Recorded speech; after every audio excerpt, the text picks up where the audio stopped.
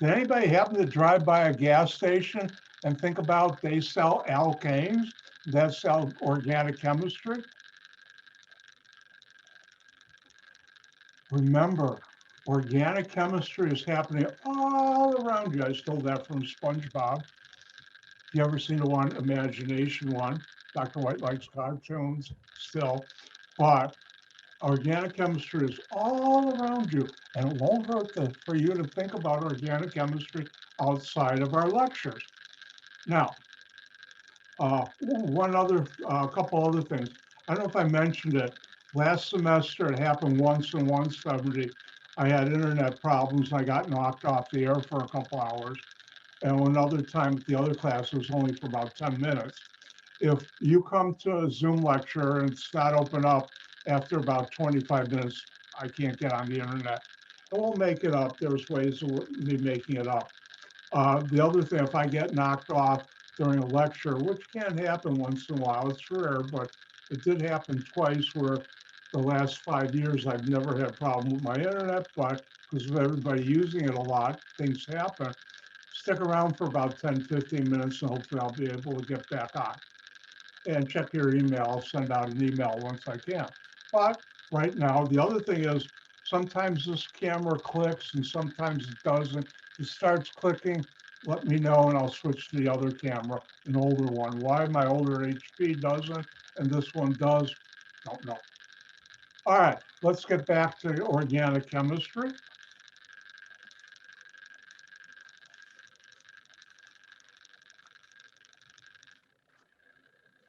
And I was talking about the alkanes. Remember, quick thing, we have hydrocarbons, molecules made up of only carbon, hydrogen atoms. We have saturated hydrocarbons, which are molecules of only carbon, hydrogen atoms and carbon-carbon single bonds. We have unsaturated, we'll talk later on, maybe I should get to that this week.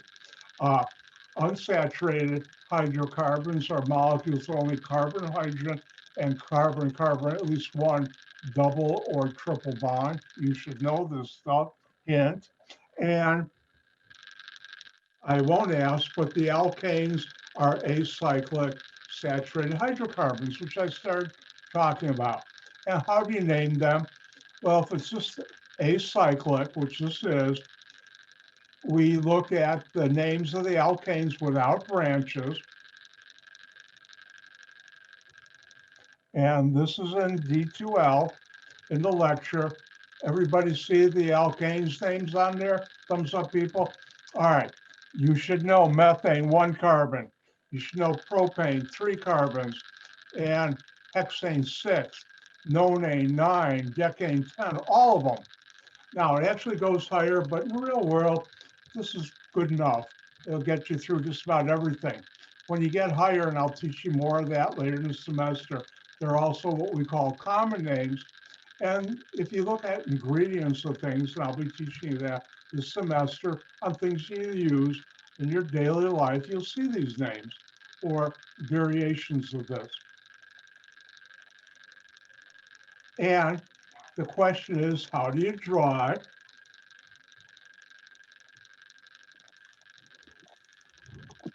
Oops, hold on.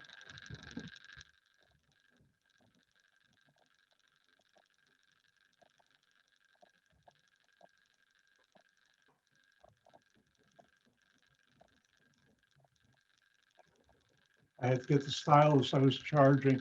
I got a batteryless one and it didn't work, and I'm waiting for a new one to come. And we're in business. If we have propane has 3 carbons, you have to put in the hydrogens. Remember, there are 4 bonds to carbon atom.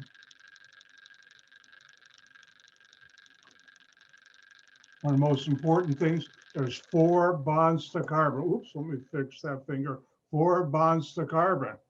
Ambidextrous, 4 bonds to carbon. I can do it at the same time. You should know there's 4 bonds to carbon. Does this seem like my class is in 3D and it's coming right at you? But anyways, ooh, bad humor alert.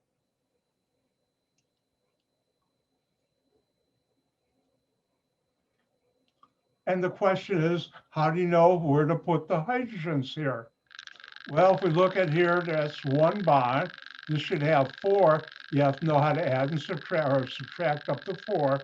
4 minus 1 equals 3. So I'll put my 3 hydrogens. This one has 2 bonds. 4 minus 2. Hopefully you all got that right, is 2. This carbon has 1 bond. 4 minus 1, 3. And that's how you do it. Now, since I like to share,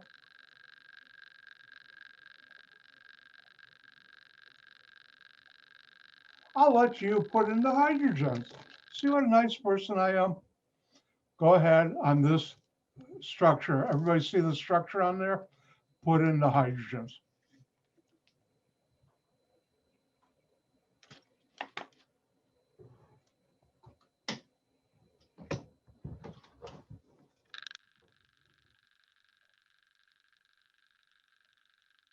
And if we were in a classroom right now, I'd ask everybody, when you're done, look up and smile. But since we're not in a classroom, why don't you give me a thumbs up?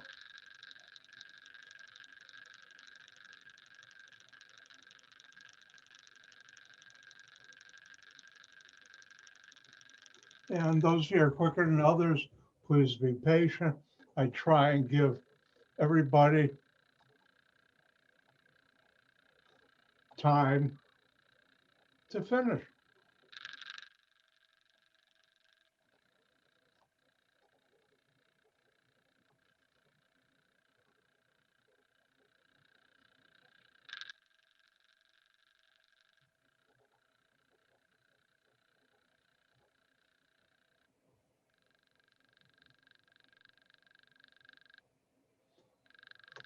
All right, I think everybody's done. Remember, there's 4 bonds to carbon. It even says it on the screen. Oh, that was hokey. But anyways, let's look. There's 1 bond to there, 4 minus 1 is 3. Same thing here, same thing here, same thing here, same thing here, same thing here. And this carbon right here has 1, 2, 3. It should always be 4. So 4 minus 3, isn't the math hard in my class? Is 1, same thing here. And you should know how to do this. Now, starting next week, and maybe even later in the week, you will now have a solemn responsibility as a member of my class. And that is when I draw a structure on the whiteboard here, which is really my tablet, if I make a mistake with the number of hydrogens, let me know. Because I'm going to be at warp drive. For those who don't know science fiction, that means going as faster than the speed of light, putting in hydrogens, and let me know. I don't usually, oh, I forgot a carbon. This one right here, how many bonds? 1, 2, 3, 4. 4 minus 4 equals 0. And that's why there's no hydrogens there. So let's move on. Now the question is, I think I did one in a hurry, but my memory serves me right. This was on the board last time.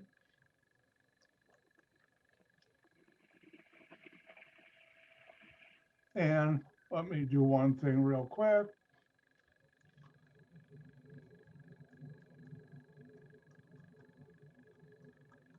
And the question is,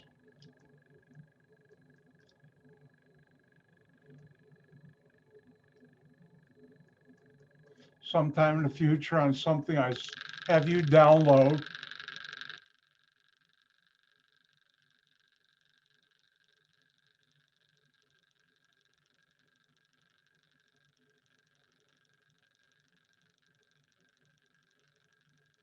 By the way, if you have trouble reading stuff I write on the screen here, ask, what the heck did you write?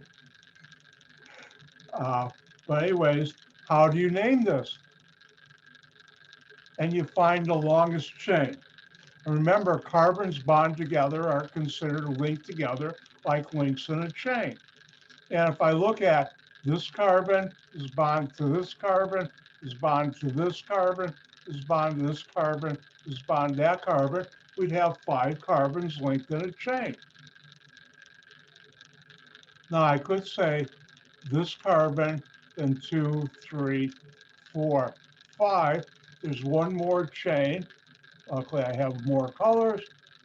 And that would be 1 is linked to this carbon 2 and linked to this carbon 3.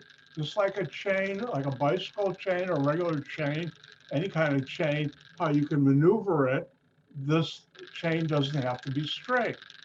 And therefore, which is the largest number? Hopefully I'll pick 5. And doesn't matter if I start with red or blue or black, it gives the same name. That's the beauty of IUPAC. IUPAC I'll never ask on a test, but it's International and Pure Applied Chemistry Organization that came up with the rules for naming molecules, chemicals, and most of those are organic chemicals. Yay! But anyways, you never, if you do it correctly, every individual molecule has only one correct IUPAC name, which is amazing how they did that. So the longest chain, I'll call this 5. And hopefully you've learned table with the alkane names, and the root name 5 is pentane. Next, am I done? No. I have a CH3 group left over. And I see a question.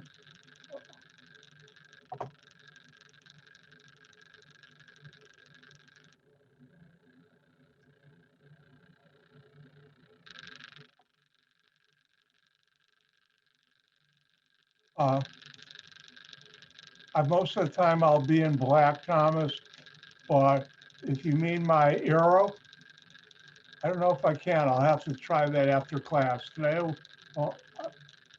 But can you see this moving around, everybody? I'll see if I can change the inner to black, but not right now. I'll do that after class because I don't mess with it. But anyways, what we have left over, my pen I usually try and do black, is CH3 group. As one of your colleagues asked me to remind you, this is a table you should know, the alkyl groups. Now, the only ones I'm going to ask you to learn for this class are the ones on this table. 1 carbon alkyl group attached to something. That's what this line means. Here the cursor is different on Microsoft Word, but that's methyl. 2 carbons, ethyl. 3 carbons, there's 2 possibilities. One's to the end carbon of 3 carbons in a line. It's called N-propyl. When it's 3 carbons to the center carbon of 3, 1, 2, 3, that's called isopropyl. Now, it turns out there are 3 butyls, but one of them I have never encountered in my career, so I'm not going to teach you because if I haven't, you sure aren't. But these 2 I do. And if you have 4 carbons and it's to the end carbon to something here, it's called N-butyl. When you have 1 carbon with 1, 2, 3 CH3 groups, and the center carbon is attached to something, that's called a tert-butyl. But by next week, I'll be becoming what I am, a lazy organic chemist. Organic chemists are lazy. We usually call it T-butyl. And I should point out something personal about me. Dr. White loves T-butyl groups and isopropyl groups. They've been good to me. I've been good to them. The others are good and important too, like methyl, ethylene, propyl, and N-butyl. But Dr. White really likes isopropyl and tert-butyl. Now, if we go back here, CH3, oh, that's methyl. One thing I should mention, if ever I write something too small, let me know, I can always increase it. And now are we done? No. Just like if I send a postcard or a letter or whatever to package to your house, if I put your name, your street name, and your city, town, zip code, but not your number of your house, condo, or apartment, you might not get it. Well, same thing with alkyl groups. And what we do for alkyl groups is we number, and let me do something real quick here.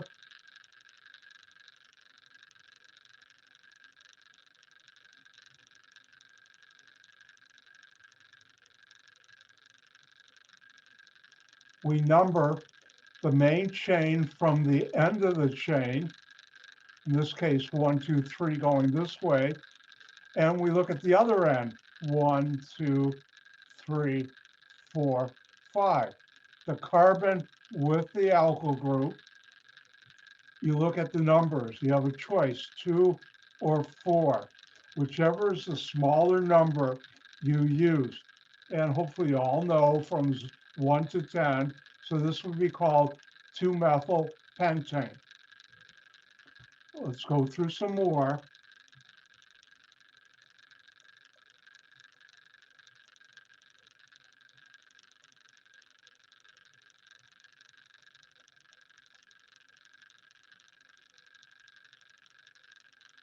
Give me a second till I finish checking.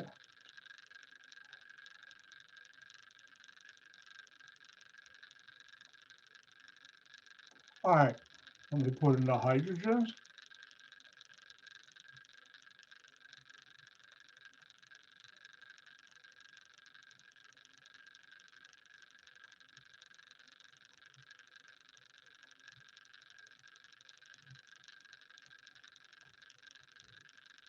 Remember, in a day or two, it'll be your responsibility if I put the wrong number of hydrogens. Say right here, I put a 2 there, which I didn't. Say, Dr. White, you made a mistake. Because last time I checked, I don't walk on water unless it's frozen. Even then, I stay off it. All right, first thing I'm going to ask you is, what is the longest chain here?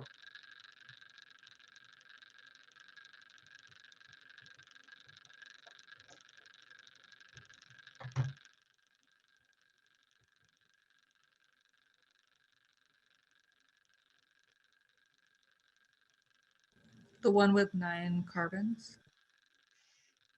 Hold on. Okay. Thank you for asking, but I'm going to ask a lot of rhetorical, so I want to give everybody a chance to do it. And that's learning about Dr. White and how I do it, but thank you for answering. All right. I think everybody's done. Let's take a look at this.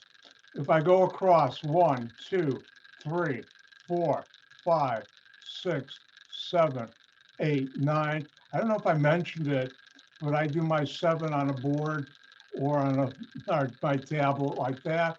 When I was in high school, I had a German teacher who was from Germany who wrote a 7 like that. I thought it was the coolest thing in the world.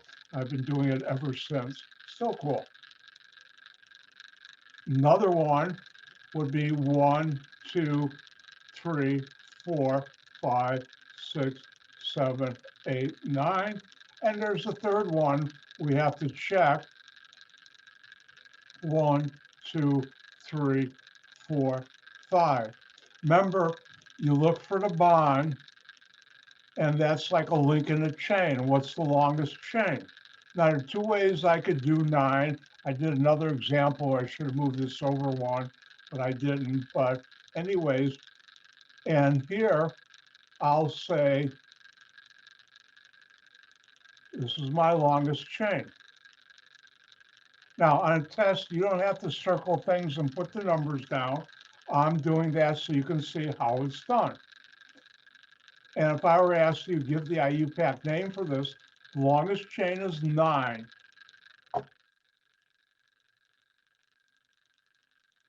If you look here, 9 is nonane. Therefore, my root name is nonane. If I can spell it right. Now, I have 9 carbons. Those 9 that I have circled are spoken for. Am I done? No. In the square, I have 2 carbons. What are 2 carbon alkyl groups? If we come over here, this is a table you should be learning. You're not going to learn organic chemistry a couple days before the test. 2 carbons on a chain. is an ethyl group. 2 carbons, ethyl, 1 is methyl, and so on. 3 to end propyl, 3 to middle isopropyl, 4 to the end butyl, and 4 3 methyls to 1 carbon to this tert or T-butyl. So we have an ethyl group. And therefore, in front, I have ethyl. Now, one of the things I might do is here, I might have a little more space. IUPAC actually has rules for this, because since none of you are going to be keyboarding, most amount of you on my test, there should be no spaces between words. But for this class, as long as it's close by, I'm not going to be sitting there with a ruler. Oh, you're 3 millimeters over. I'm going to take off. I don't do that. So we have ethyl nonane. Am I done? No. What carbon is my ethyl group on? Well, now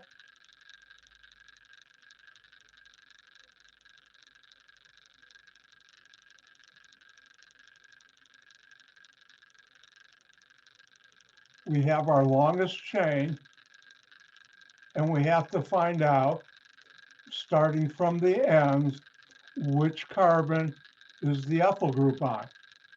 And if I start from this side, 1 through 9, it's on carbon 3. If I start from the other side, 1, 2, 3, 4, 5, 6, 7, then it would be carbon 7. IUPAC rules to use the smaller number, which is smaller, 3 or 7, times up. Hopefully all pick 3, and therefore this is 3-ethyl nonane. So first of all, you have to find the longest chain and name it as the alkane from the table 1 through 10. Then what's left over, you name as alkyl groups, and you have the different ones. Why don't you try one?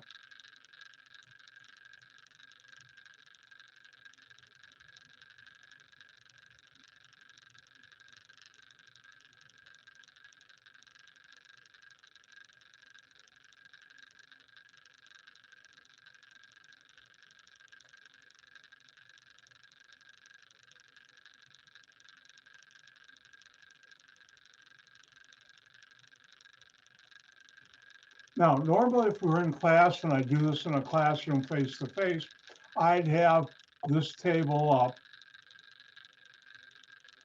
And I'd recommend either handwrite or print out these 2 tables. So when I'm going through this, you can look it up, because you may not have memorized this yet. 5 carbons pentane, 6 carbons hexane, 7 carbons heptane. 5 pentane, 6 hexane, 7 heptane.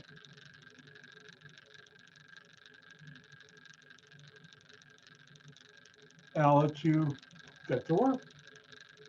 And when you're done, give me a thumbs up, or if you have your video on, smile, if you'd like to.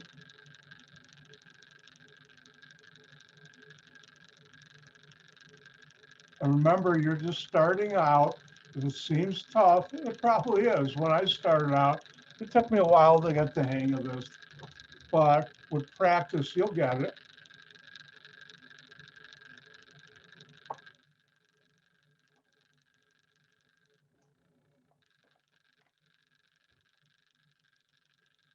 Is the clicking going on now? Yeah, a little bit. You want me to switch cameras? It's like off and on. I know. If it was continuous, I could track it down.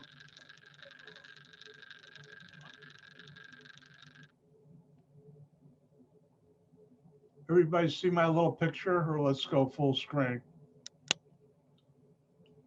You all put up with me being slightly yellow with no clicking? Do I blend into my red? Not yet. All right, let's get back to that molecule. All right, everybody done? Let's do it. All right, what's the longest chain? Hold on 1 second.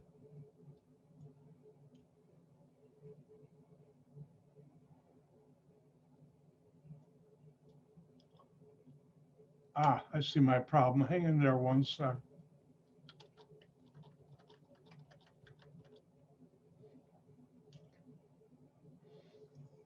All right, the longest chain here, one way is 1, 2, 3, 4, 5, 6, 7. I start here, 1, 2, 3, 4, 5, 6, and one more, 1, 2, 3, 4. So you have 4, 6, or 7. And hopefully all know 7 is the largest number.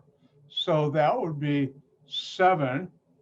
And because I didn't realize I had the wrong whiteboard open, let me do this real quick, give myself a little more room.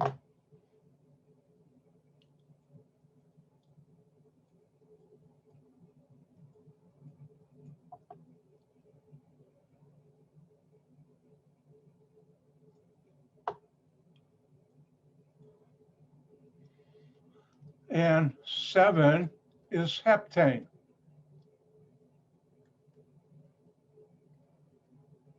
And now, am I done? And the answer is no. As soon as I say heptane, I have those carbons spoken for.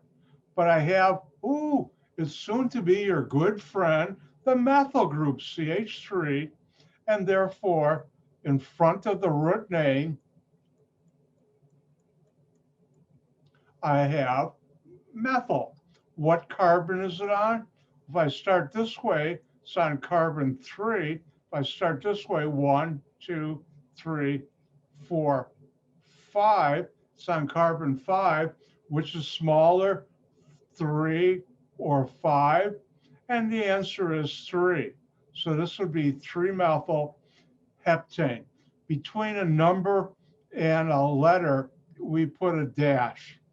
If you forget the dash, I won't take it off on a test, but in real life, we do. I always try and follow the IUPAC rules because I'm a PhD organic chemist. Now, listen carefully. Common mistake students make on test 1 is they say, oh, the methyl group is here. I'm going to call that carbon 1. No, you can only have either this end or this end, like here, be carbon 1. When you're numbering a chain, only the ends of the chain can be carbon 1. So the name would be 3-methyl heptane.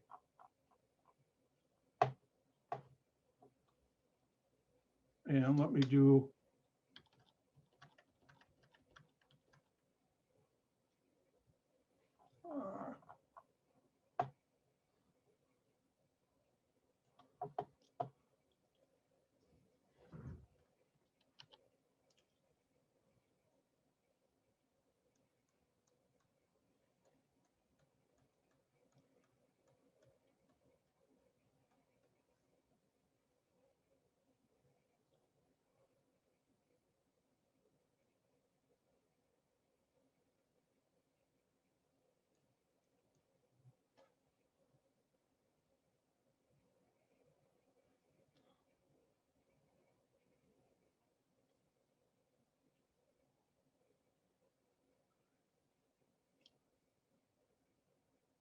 hang in there. If we were in a classroom, I'd be doing the same thing. Because I do my examples on the fly, I have to check to make sure.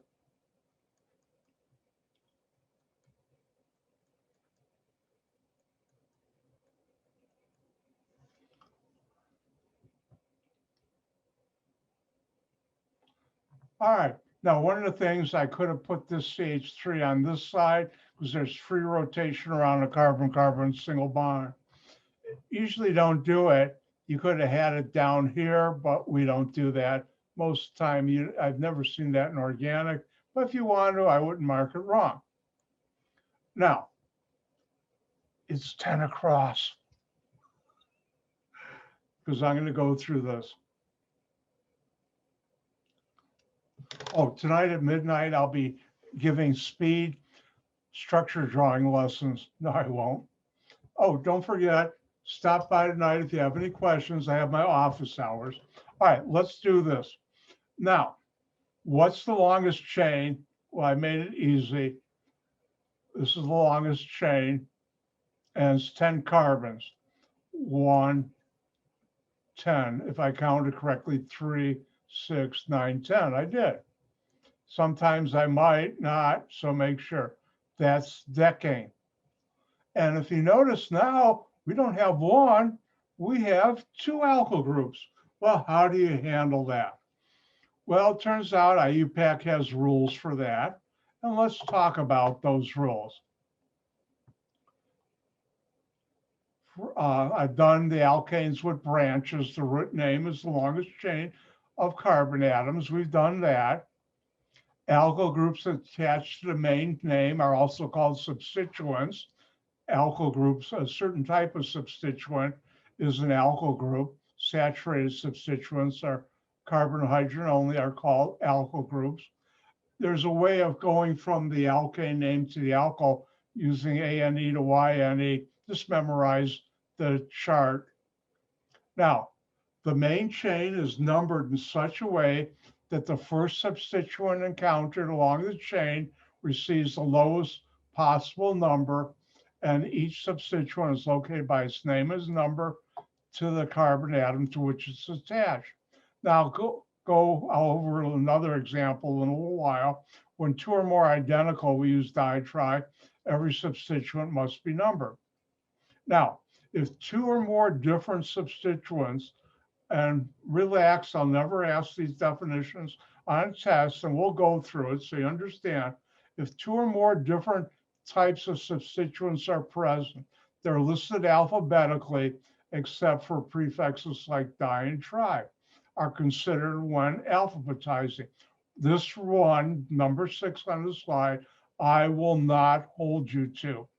Don't tell the IUPAC police that, okay? But I won't, but I will hold myself to. And let's see what that means. Now, if we look at the 2 alkyl groups, this is a methyl,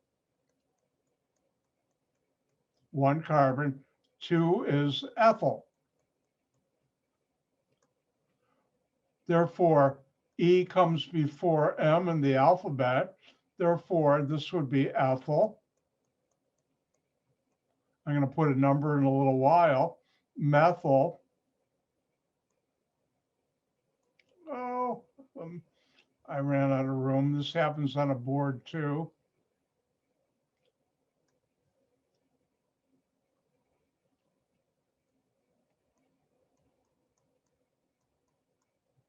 Oh, by the way, if you're using scratch paper when you take your test, use a pencil.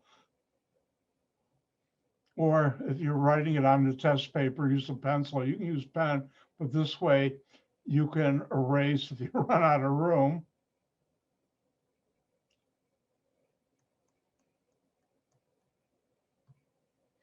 Now, I put ethyl first, methyl second. Now we have to figure out which carbons they're on. 1, 2, 3, 4, or 1, 2, 3, 4, 5, 6, 7, 8, 9. Now, you always number from the side that gives the lowest overall numbers. Which is smaller, 2 and 4 or 7 and 9? Time's up, 2 and 4. So the methyl group is on carbon 2 and the ethyl group is on carbon 4.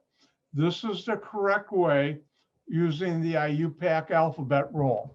However, and don't tell anybody I'm being nice, I will accept on a test. Hold on, I got to force my hand to do this because this is technically not correct by the IUPAC.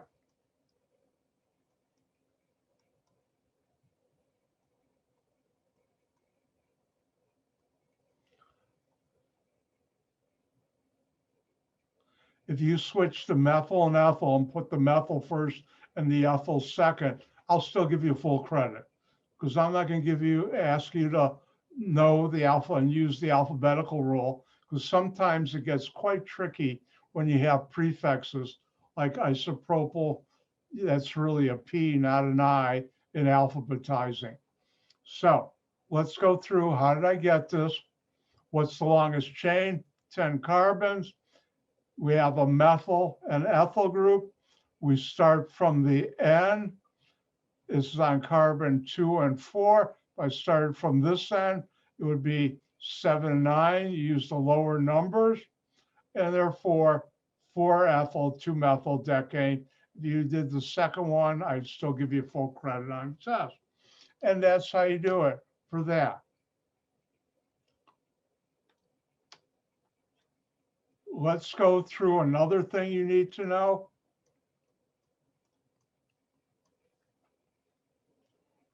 I will share today.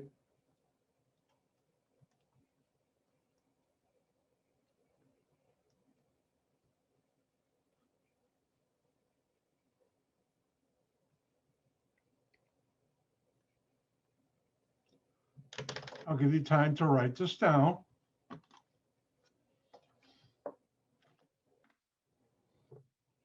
I'll sneak some water.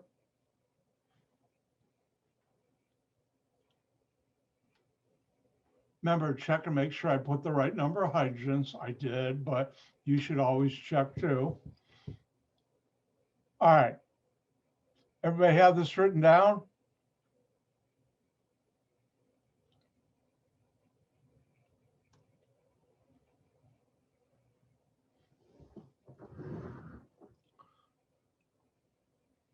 All right.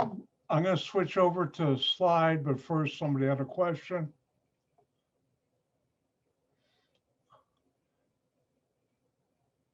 Let's see, back. I forgot when you, Tom, when you had your question. Since we got a small class, unmute you and ask the microphone. When I'm in share, it's hard for me to see if somebody asks a chat question. So since we're in, that will work for everybody. All right, let's look at something. Now,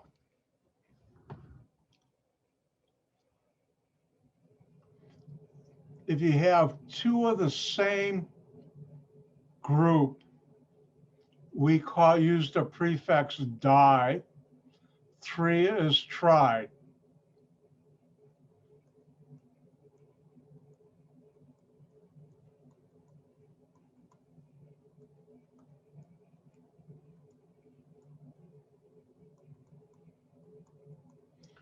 Four would be tetra, 5 would be penta. I've never seen anything other than di and tri in my career, so that's why. But you should know 2 of the same group is di, 3 of the same group is the prefix tri. What does that mean?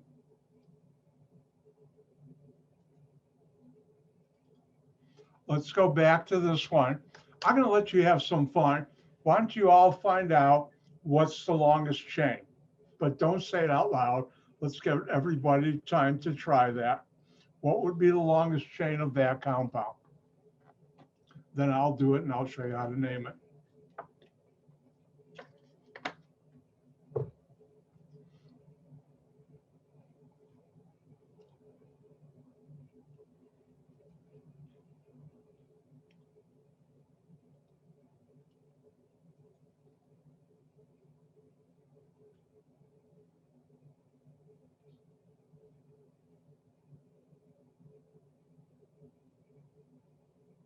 Oh, it was interesting.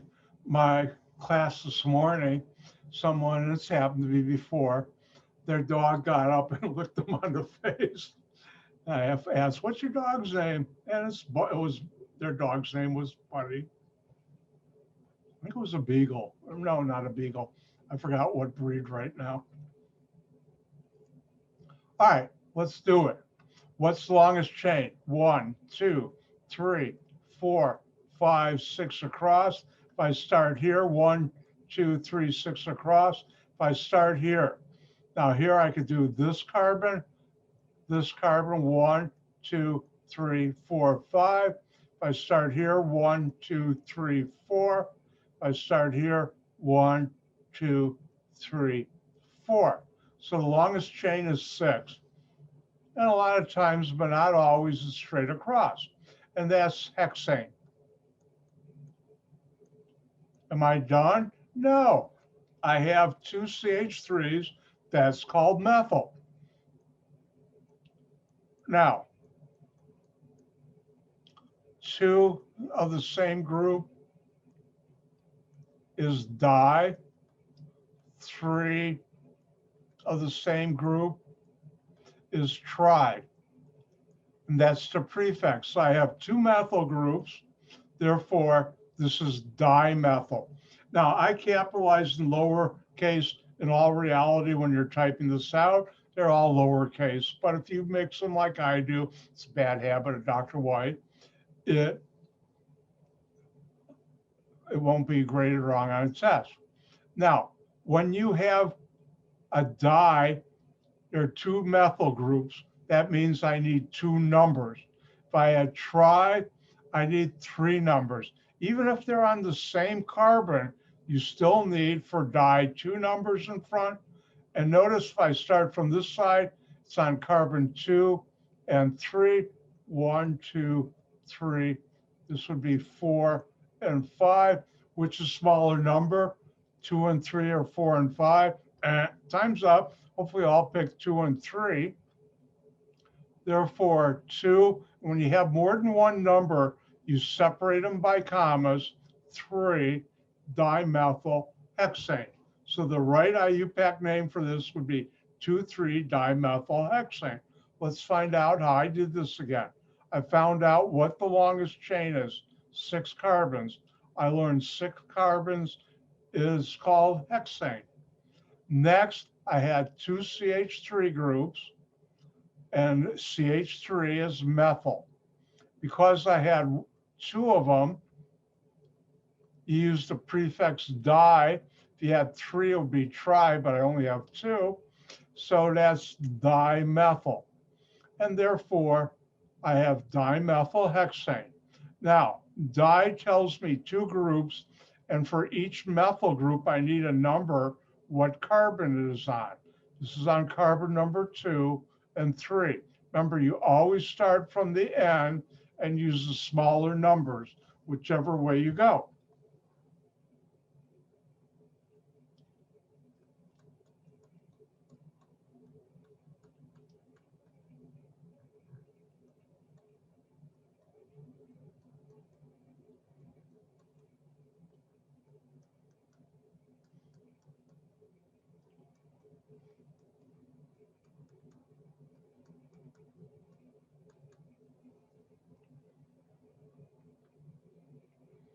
All right, why don't you try and name this one? And I'm going to help you out. The longest chain across is 2, 4, 6, 7. That's heptane. And why don't you see if you can do the rest on your own? And remember, CH3 is your soon-to-be good friend, the methyl group.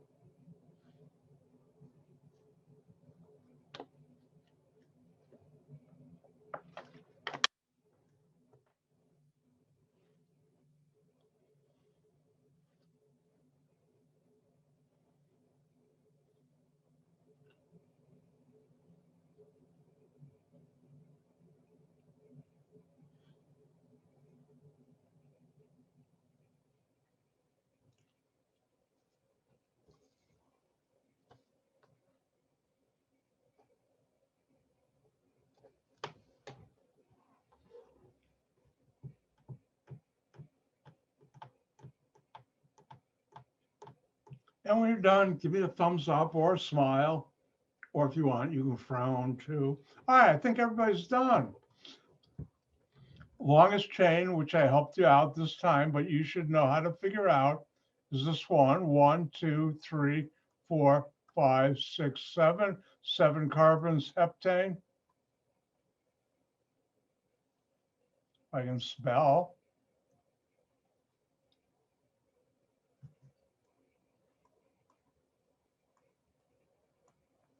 Next, we have two methyl groups. How do we show two? Dimethyl. If I start from this side, they're in carbons 3 and 4. If I go this way, 1, 2, 3, 4, 5. So which is smaller, 4 and 5 or 3 and 4? And the answer is 3 and 4. And therefore, this would be 3,4 dimethyl heptane. And with that, so I look at the clock, it's time for a break. I'll see you in 5 minutes. I'm gonna go stretch because I gotta do that when I've been sitting too long. And I will see you in 5 minutes. With that, I'll leave this up on the board. I'll see you in 5.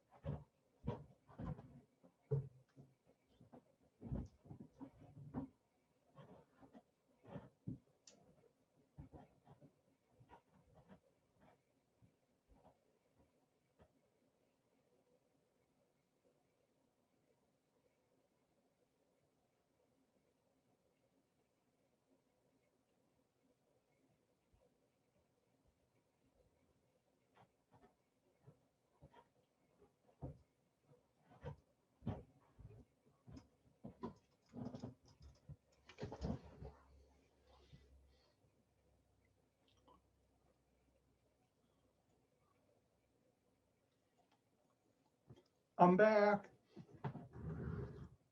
Ring, ring. About ready to start. All right. Something I should mention in light of upcoming weather event coming to Northern Illinois, that snowstorm. If wrong school. If ECC ever closes down the school because of a snow day on days when I'm teaching Monday and Wednesday, still show up because you don't have to come to ECC. Nice thing about having an internet course, the weather shouldn't affect us, at least where I live. All my internet and electrical lines are underground. But remember, if they ever shut down the school, still come to our lecture lab. You will still have it. All right. Now, we're talking about IUPAC names.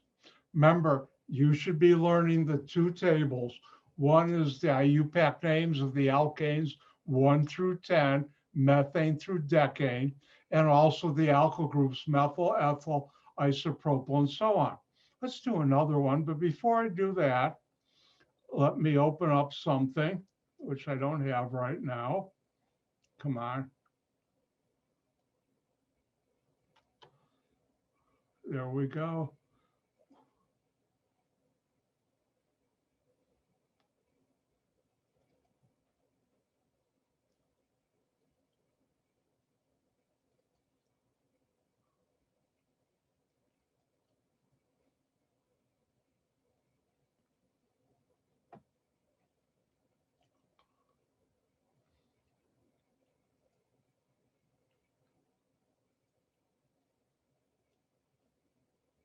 It's easier when you're in a classroom, but everybody see alkanes practice problems on your thank you thumbs up, people. I appreciate that. And you'll see, I'm not going to go through this now. I will later on, once we finish chapter 2, I'll tell you when I'll be going through that, and hopefully you've done these. Notice I have how many carbons are in the longest chain, and Dr. White, so you wouldn't get confused, this is one of the most rarest times, I didn't even put in the hydrogens. And then if you notice, I have give the IUPAC name. IUPAC means the official. Later on this coming weeks, we'll learn what's called common names too. But for now, we're doing the IUPAC names, official names. And I have different examples for you to try.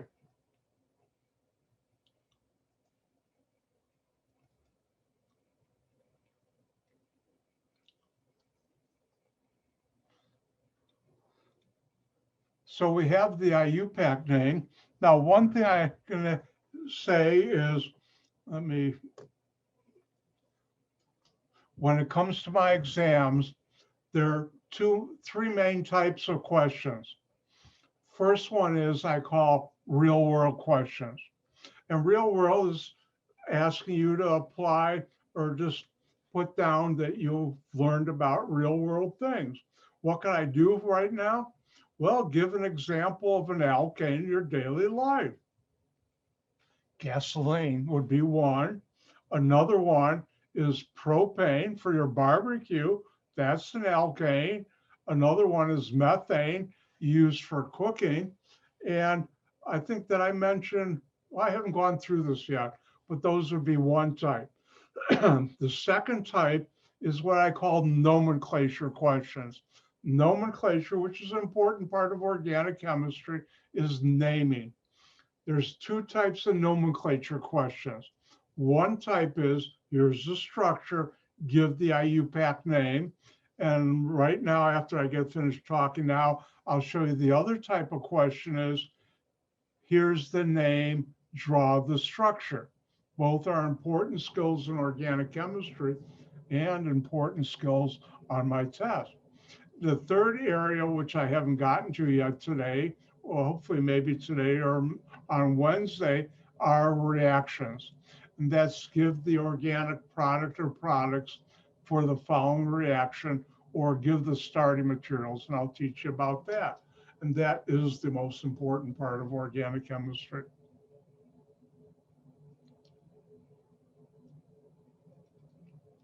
So let's look at the other type of nomenclature problem.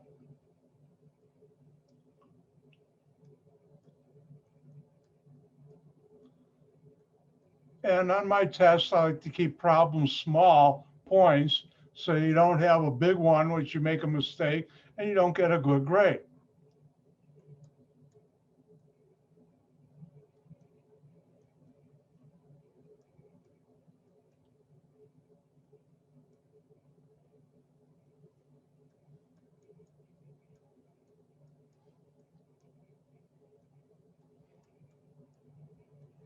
By the way, right now, the stuff we're learning is not the most exciting part of organic chemistry, but it's an important part. Later on, when we get into reactions, it gets really exciting. But this is an important foundation.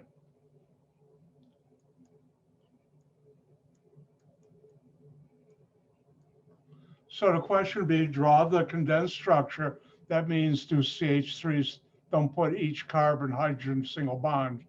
How would you do that? Well, butane, you've learned table of the alkanes. Butane has 4 carbons, so I know this is a straight chain. I draw my 4 carbons,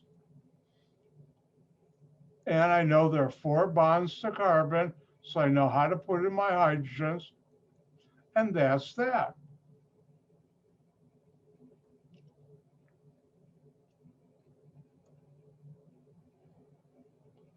Let me have you try one.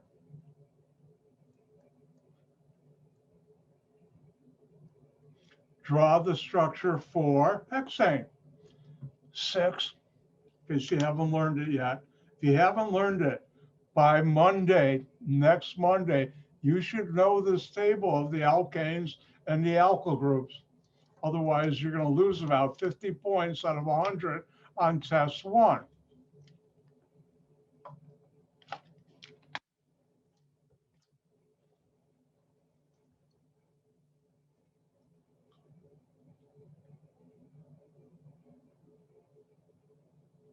Don't forget to put in the hydrogens. And when you're done, give me a thumbs up.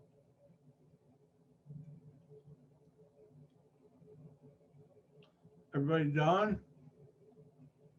All right. Let's take a look at this hexane.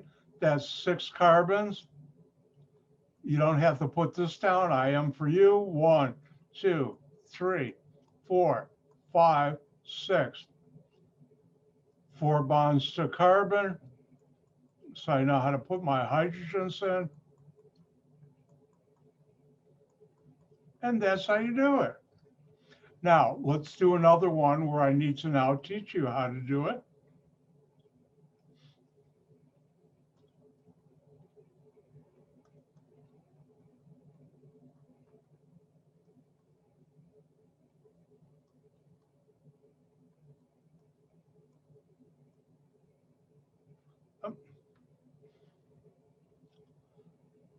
All right. Now, how do you decode the secret message to know what to draw? All organic molecules, you start from the right and move left. You start from the right and move left. First thing I see is hexane. And therefore, that's going to be your root name. And that's 6 carbons. Next, I have methyl.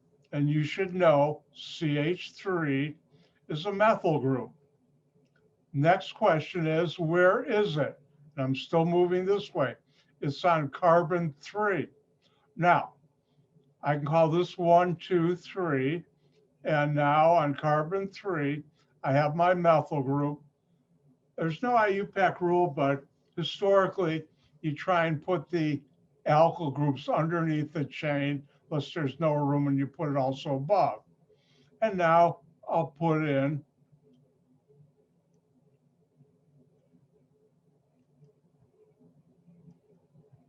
my hydrogens. But wait, if I have my 6 carbons,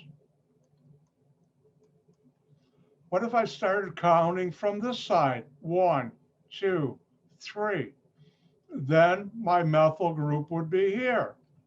And I'll put in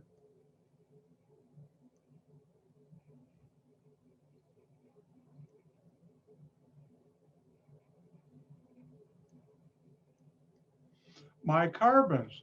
And let's call this A, let's call this B. Which one is correct, A or B? And the answer is both are correct. What? How is that so? Well, here's something students tend to forget. Just because I draw it on a piece of paper, it's not frozen or glued to a piece of paper. In real life, molecules float around, move around. And if I were to say, oh, look what I have here, my left hand. If I were to say, close your eyes, and you did, you don't have to. But if I did while your eyes were closed, I went like that. Oh, look, it's something different. You say, oh, come on, give me a break. All you did was rotate your hands.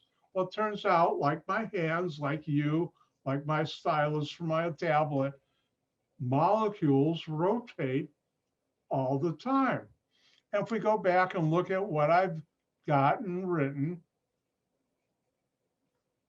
if I rotate A 180 degrees this way, moving this all the way over to here, I have B. If I rotate B 180 degrees this way, that's an awful, I'll have A. Which one is right on a test? They both are. And luckily, Dr. White has at home, up here in my home, a piece of paper signed by the Board of Regents of Michigan State University that I understand those are both correct. It's otherwise known as my PhD degree. And therefore, you can do both.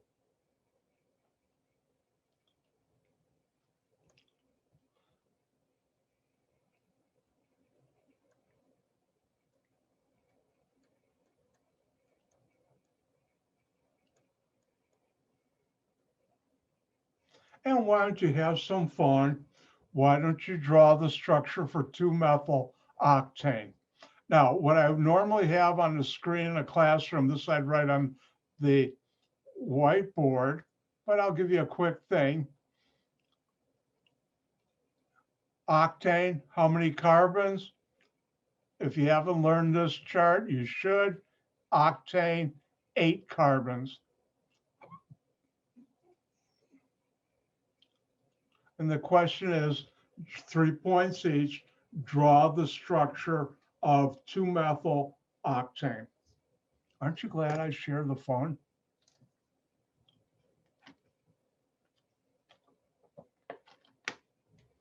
If I say the word fun enough, you might believe me.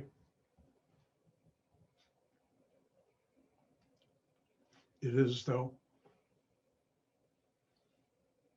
Don't forget to put the hydrogens in. Don't forget there's 4 bonds to carbon. That I'm going to say a lot.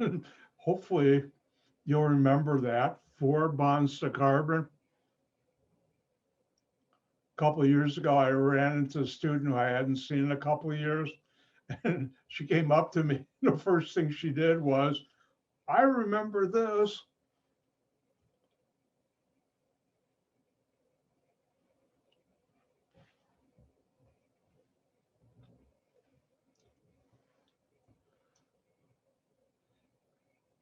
And when you're done, give me a thumbs up or a smile. Please be patient. I try and give everybody time to finish. Again, give me a thumbs up or smile. Oh, I see a lot of smiling faces out there.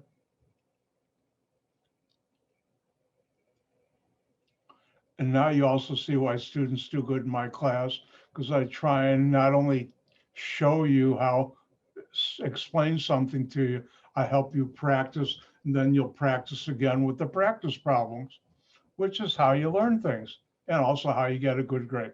All right, anybody need more time? Going once, twice, let's do it. How do you decode the secret stuff to know what to draw? You start from the right and move left. Octane, 8 carbons. You learned that.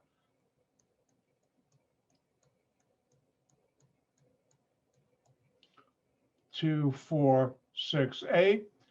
Oh, methyl group. I know that's CH3 bond to something. Where is it on carbon 2? You can only start numbering from the ends of the chain.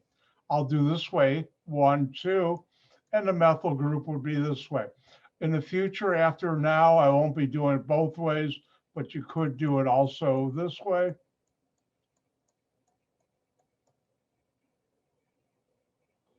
One, two, and if we come up here, remember there are 4 bonds to carbon. You don't have to put a line in. I do, because when I don't, my structures start going toward the ground, and this keeps them straight. On a test, you don't have to.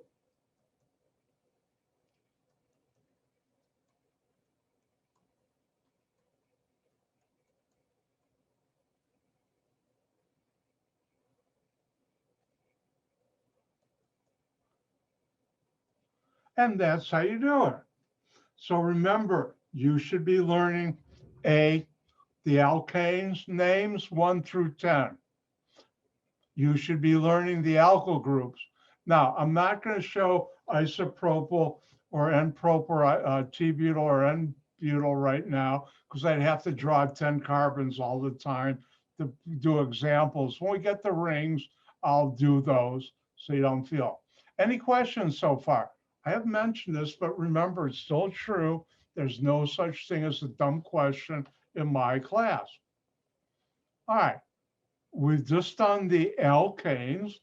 Let's look at the cycloalkanes.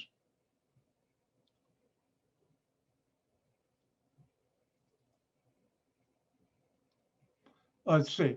Number 7, I'm not going to hold you to. Punctuation is important when writing IUPAC names. The IUPAC names for hydrocarbons are written as one word.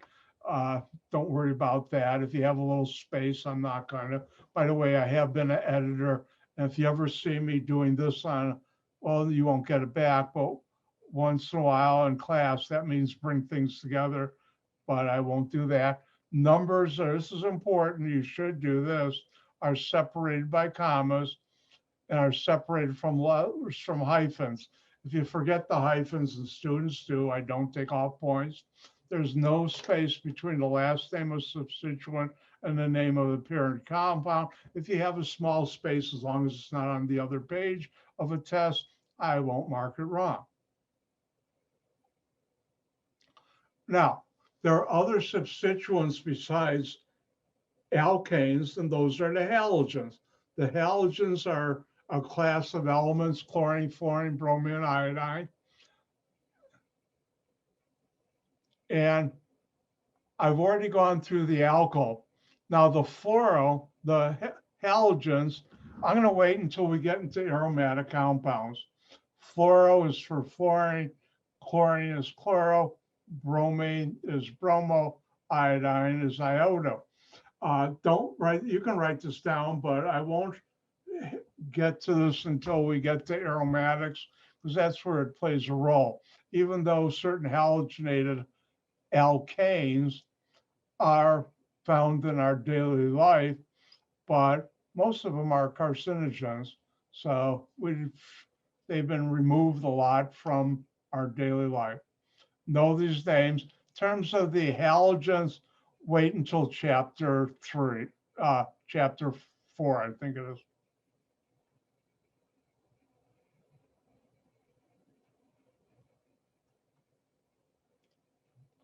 And then I'll go over it.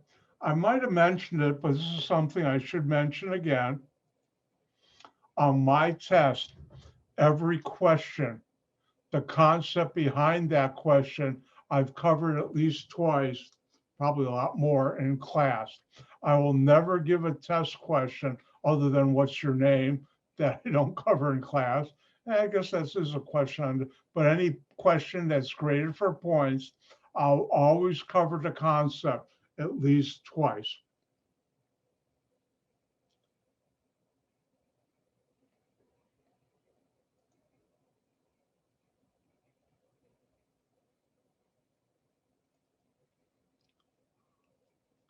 Now, let's talk about the cycloalkanes.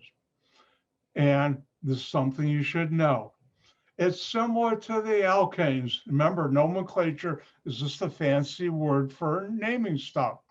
Now, the ring portion serves as the base name, but put the prefix cyclo is used to indicate presence of a ring.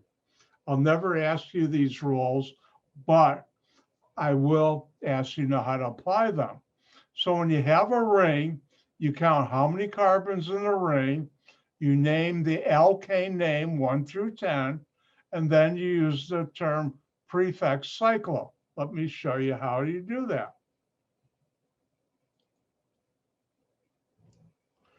When you have a ring, we use the line method.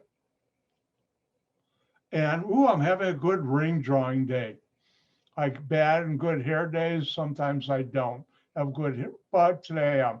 Notice there's 1, 2, 3, 4, 5, 6 bends in a line, and 6 carbons in an alkane is hexane.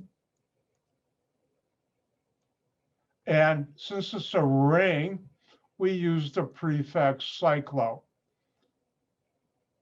So this is called cyclohexane. By the way, Dr. White and Mother Nature love rings.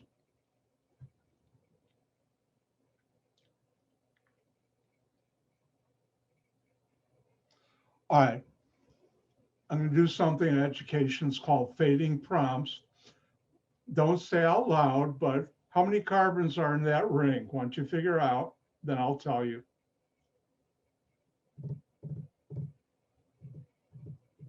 3 more seconds. 1, 2, 2.7, 2. I have a slow clock. 3. All right, count the bends. 1, 2, 3, 4, 5. Pentane. Ooh, I gave it away. 5 carbons. Alkane name is pentane.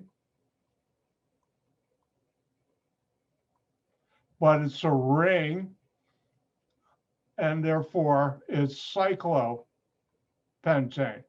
Remember, the prefix cyclo, CYCLO, is used to show a ring.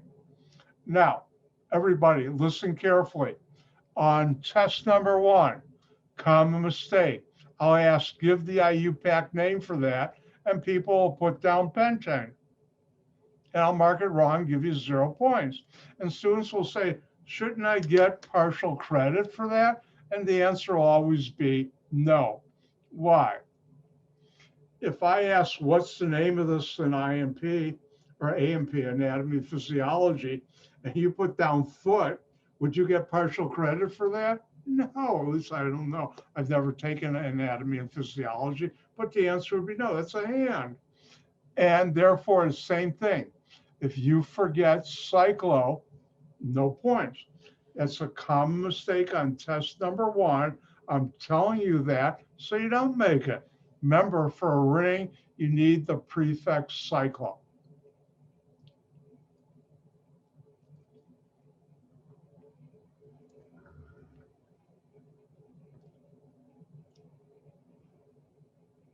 Why don't you try this one? What would be the IUPAC name for that ring? And hopefully, if you've learned test chart number 1, you know how many carbons, what that stands for. If not, I'll put it up real quick on the white on the screen. And the classroom might have this up too.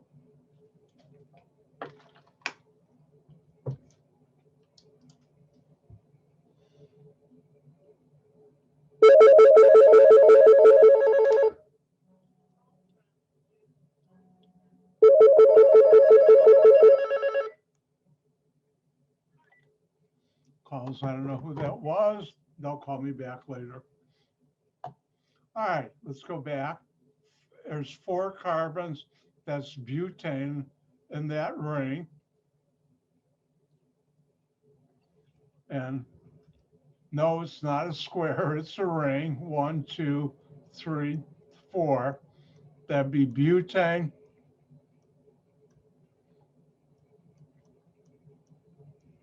And that's cyclobutane. And that's how you do it. Now, you can have cyclopropane, 3 carbons or more, but in reality, in our life, I have only encountered, working in the chemical industry, 6, 5, 4. It's very rare, and I've never even encountered it.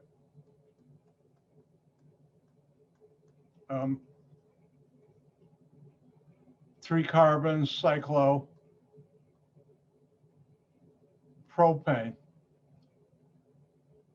Now, you can have larger rings, but they're rare. One ring, the switch is off, but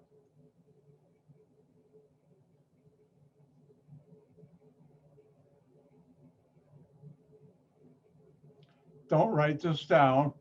There's 1, 2, 3, 4, 5, 6, 7, 8.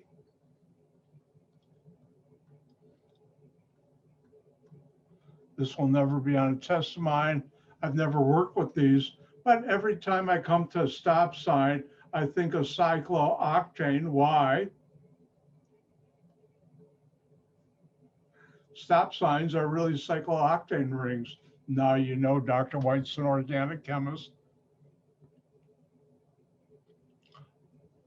Now, let's look at what happens when we have a substituent on a ring.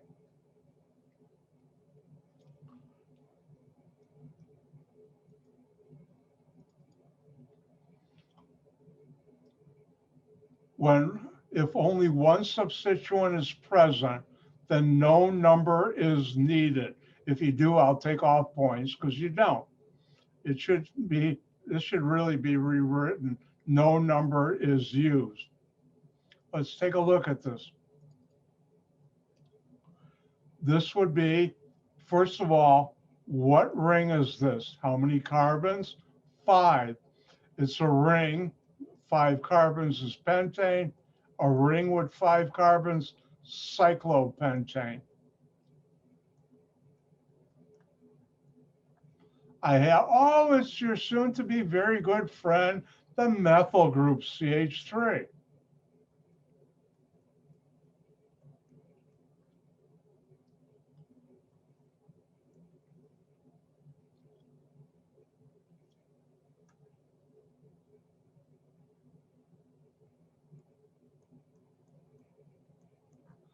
Methyl cyclopentane. Now, students are going to put the number 1 here. No, stop. When there's only one substituent on a ring, it needs no numbers. And you say, why, Dr. White?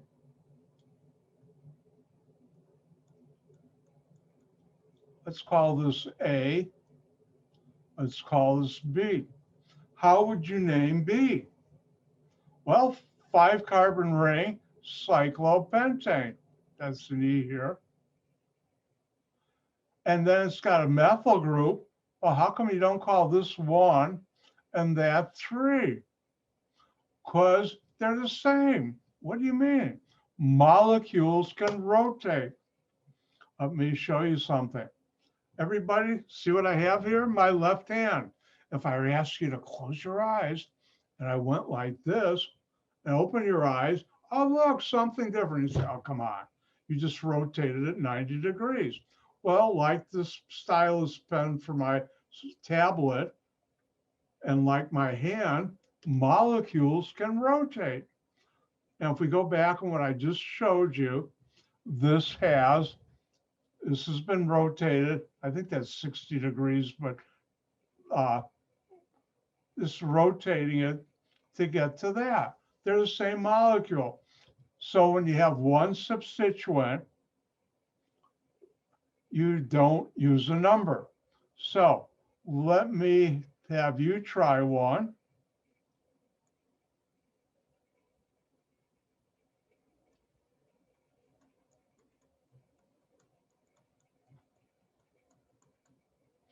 And why don't you try this?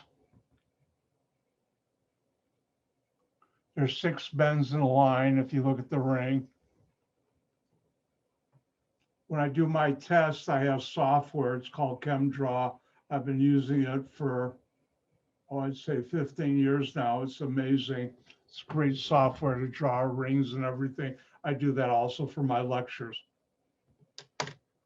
Now, if you haven't looked at it and learned it, I'll help you out. Oh, something happened wrong.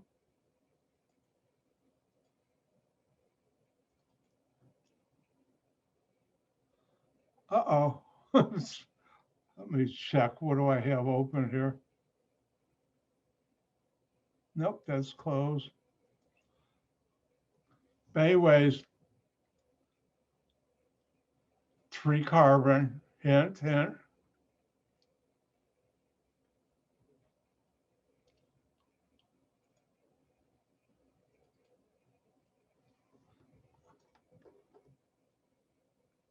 When you're done, give me a thumbs up or smile.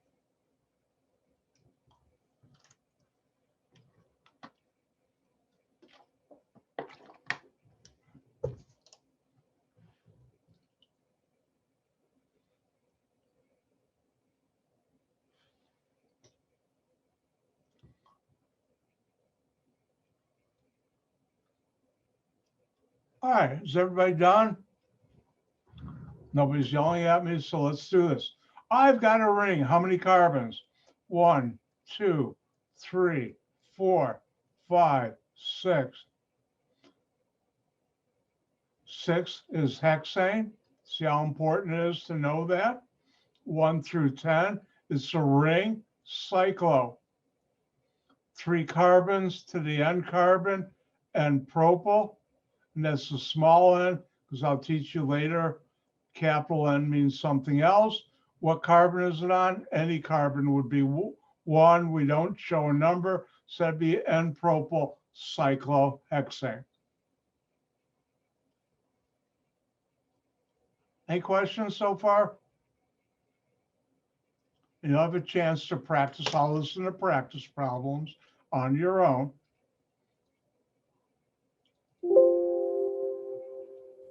I had a question. Why don't you use a number?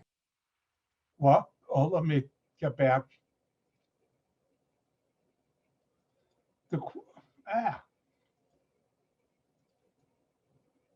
Hold on. Zoom is being zoomed to me.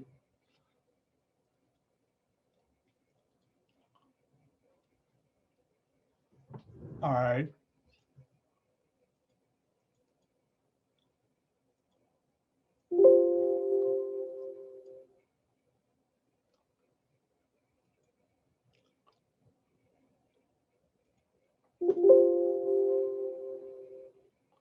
Hold on 1 second.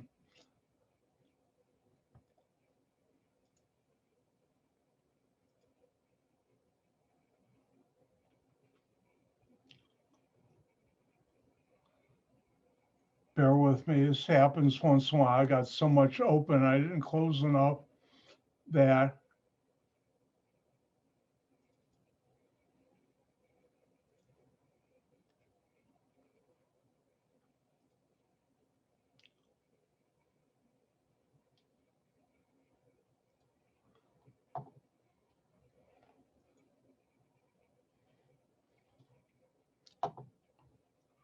Just hang in there.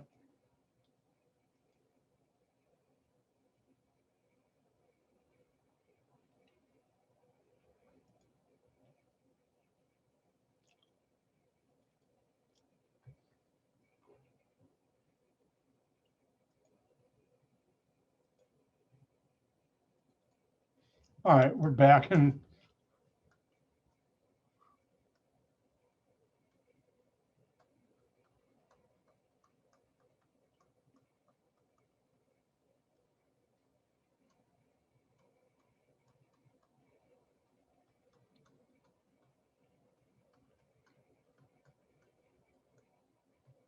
And the answer question, Carly, was, well, how come you don't use the number there? When you have only one substituent on a ring, you use no numbers. Because if I wrote it this way, Let's assume this is 1, which is not.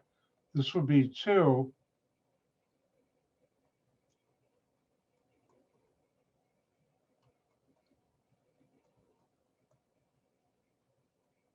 Would this be a different name?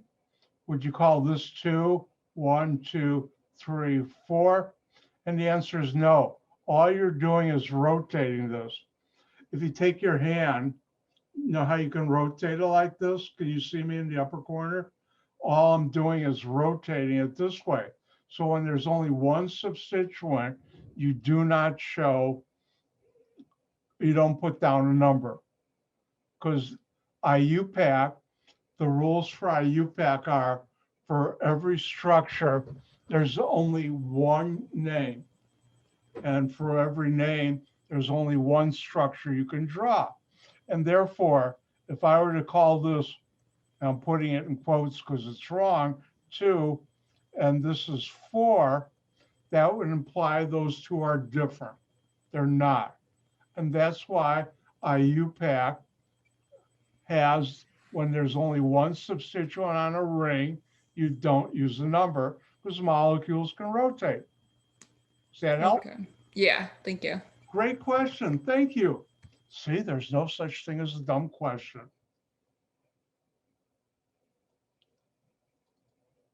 And by the way, all questions are always encouraged because the one good thing about when you ask questions, other students probably have the same or similar question. And now you've not only helped yourself, you've helped other people.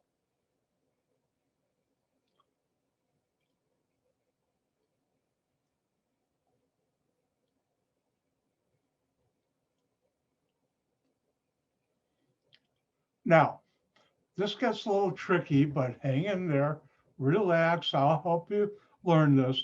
2 or more alkyl groups are named and numbered the same as alkanes, except the alkyl group with the highest alphabetical priority is located at carbon 1.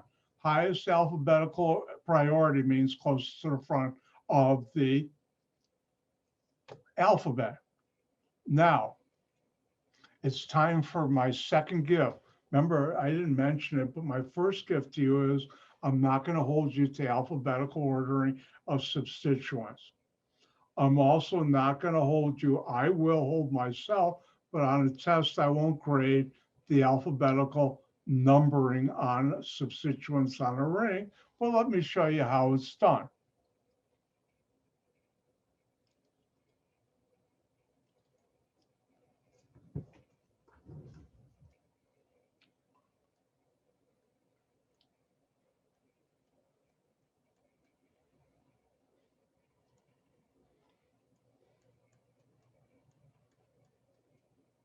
So if I were to ask, draw the IUPAC, give the IUPAC name for the following molecule, 3 points each, which is a fair question on a test. How do you do that? You look, oh, I see a ring. How many carbons in a ring? And the answer is 6, hexane. It's cyclo. Don't forget the prefix cyclo, students to do. I'm telling you not to. Then I have 2 substituents. I have a methyl and an ethyl. Now, it turns out for my test, you could draw write down 4 different names, but I always do the IUPAC.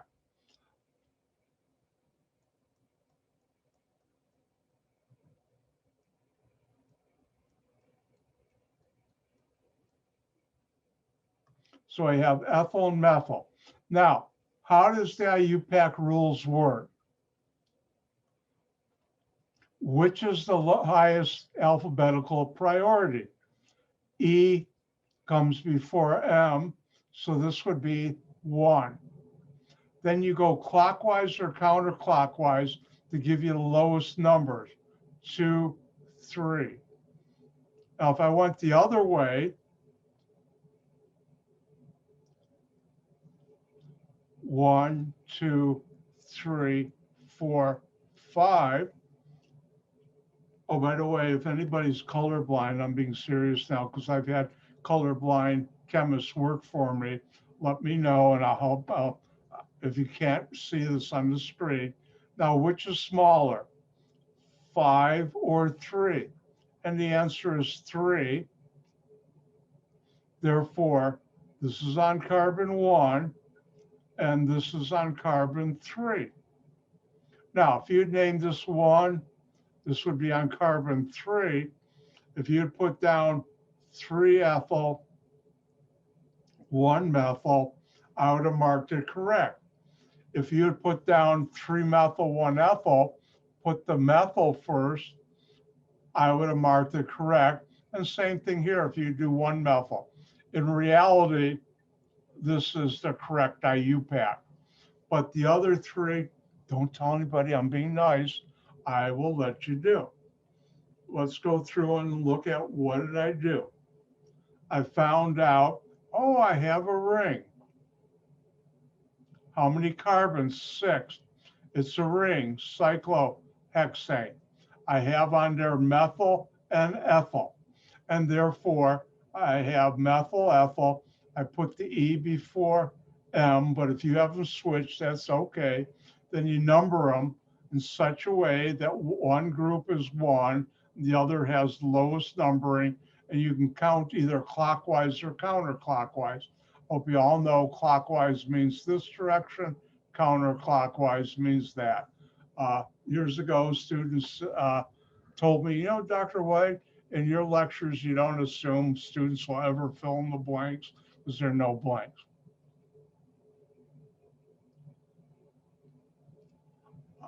All right, let me let you try one.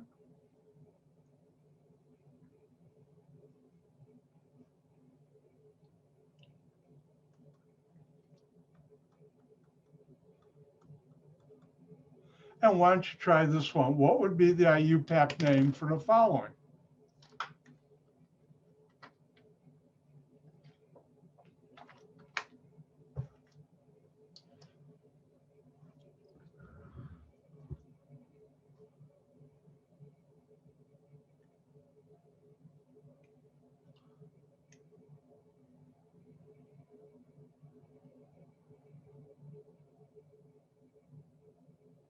And time for a weather forecast alert.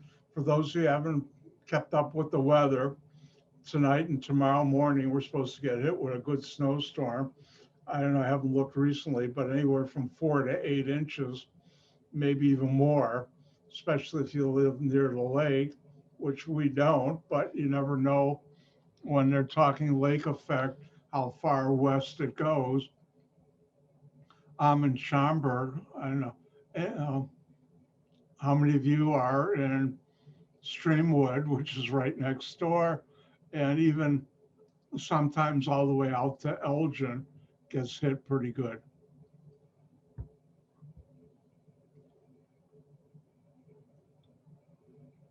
And when you're done, give me a thumbs up. Remember, I try and give everybody time to finish. All right, looks like everybody's finished. How do we name this? And the question would be,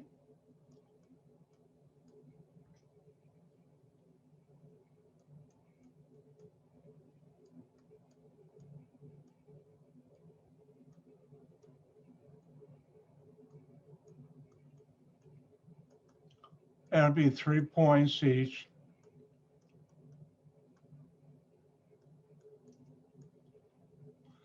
Oh, I've got a ring. How many carbons? 1, 2, 3, 4, 5.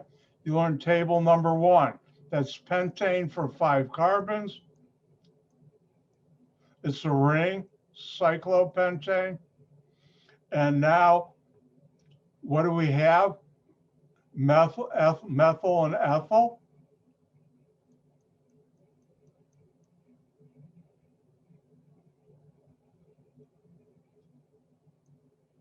Now, if you put the methyl first and the ethyl second, I would not take points off.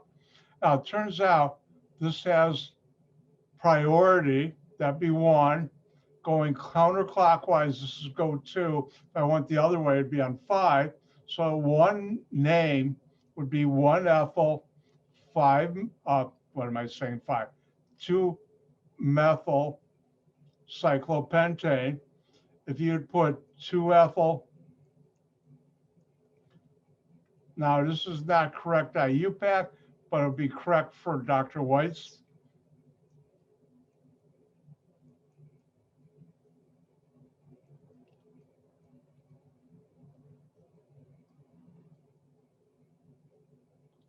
If you put down 2-methyl, 2-ethyl, 2-methyl, if you have the methyl in front for either one of these, that would be correct.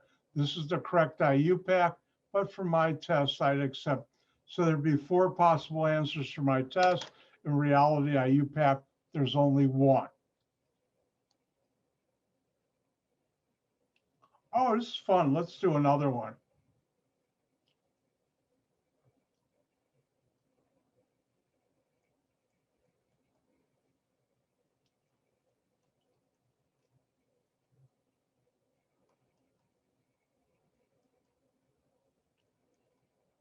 And Dr. White gets to use his favorite group. In case you haven't learned it, this is a T-butyl group or tert-butyl right here. And what's the IUPAC name for the following molecule? Have fun.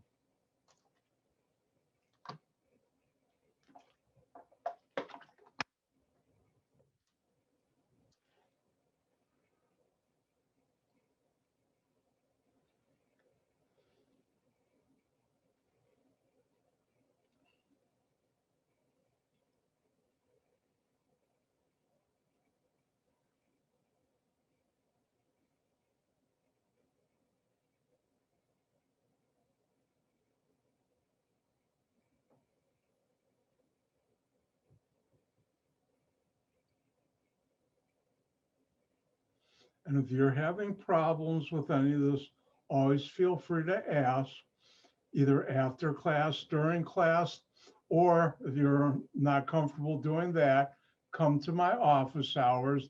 I have Monday and Wednesday night.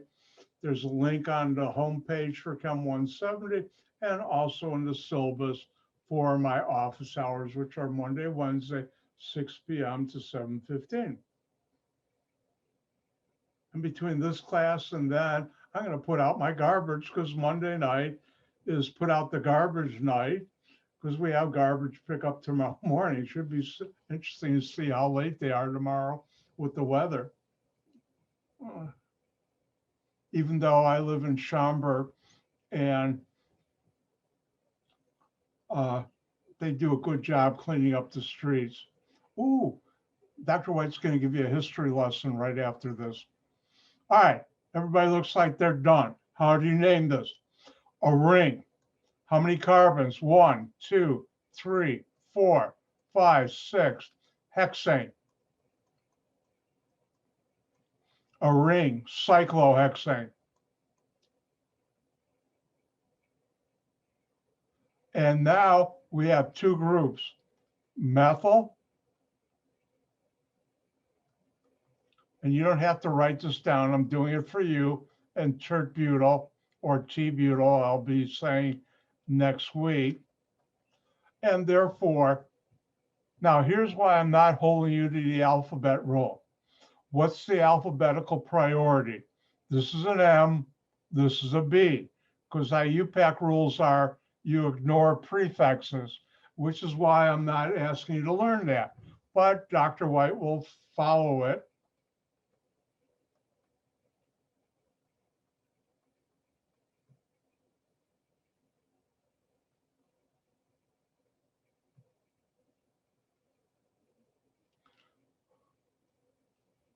Now, if I call this 1, I go here 2, 3. This is 1, 3. Now, if you did it the other way and called the methyl group, which I will allow in the test, but an IUPAC, then this would be 3 tert-butyl, 1 methyl,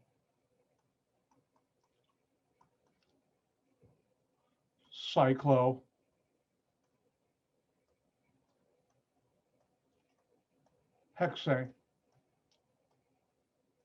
And if you put the methyl first and the tert-butyl second on either of these two, I would accept that. So there's 4 possible answers. In reality, this is the correct IUPAC, which I hold myself to. Now, why wouldn't you call this 1, 2, 3, 4, 5, 1 tert-butyl, 5 methyl? Because 3 is less than 5, and that's why that's 3. Everybody with me?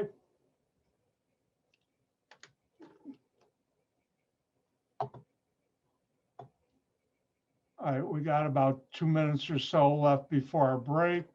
Let me give you a little history lesson. Most of you aren't old enough to remember, because how many of you were born up and around in 1960, 1979? Well, 1 or 2, but most of you weren't. Back then, the winter of 79, in January, late January, we had a monster snowstorm in Chicagoland. I mean, monster, it shut down the whole area. I happened to be living in Chicago by Loyola, not far from the beach. It was a nice apartment I had. But anyways, we had a mayor who was a total idiot, Blandick. At that time, when I moved back from grad school to meet people, I joined the Democratic Party of Chicago, known as the Machine. And I worked the precinct for that. Well, anyways, it snowed, everything was shut down. You couldn't walk down streets. We got something like 24 inches, and the drifts were higher than my waist. This is down the middle of the streets, you couldn't. And the idiot Blandick, who was the mayor, got on TV and said, oh, everything's okay. It wasn't.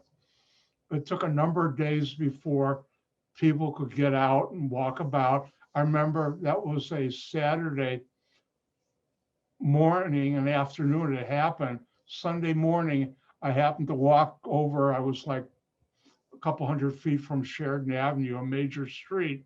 There was no cars on there at 11 o'clock Sunday morning. Well, anyways, a very smart person, Jane Byrne, at the next, that was January, come March, early April, was the primary for mayor of Chicago, which Blandick should have run. He was a Democrat. Well, Byrne, who was a Democrat, got on and challenged him, and she had commercials. I can still remember. She stood on the L stations, which were all shut down because of the snowstorm, and said, when I'm mayor, I'm going to make sure the streets are clean and the L is running. And when she was doing the commercial, there were a few flakes of snow coming down. That message resonated. Where Blandick should have won, he lost. He got wiped out in the primary. If you win the primary in Chicago and Democratic Party, you win the election too, except for one time it didn't happen. But that's another story for another day. And ever since then, every politician in Chicagoland area, like where you live and where I live, no, you better get the streets clean, because if you don't, you're going to be out of a job. And that's what's happened ever since. With that, it's time for a break. I'll see you in 5 minutes. I should have ended a little earlier. We'll end 10 minutes early later on when we start, and I'll see you in 5 minutes.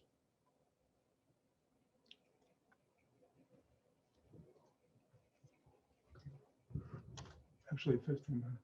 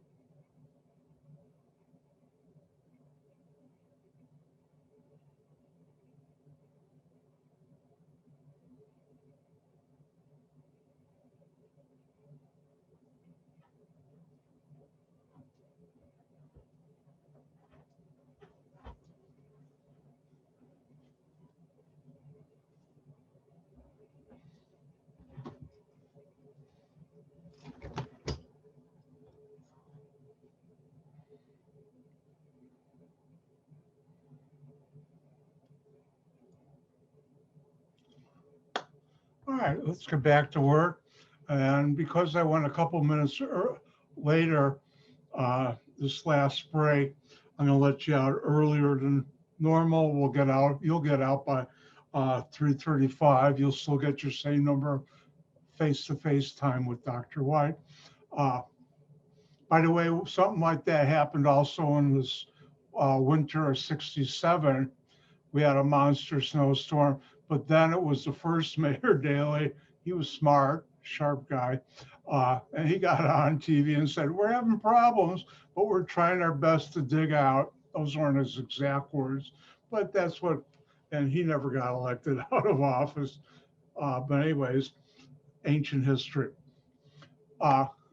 This quick reminder, one, if you ever have any questions, ask. I will have my office hour tonight and Wednesday night. Stop by if you need help.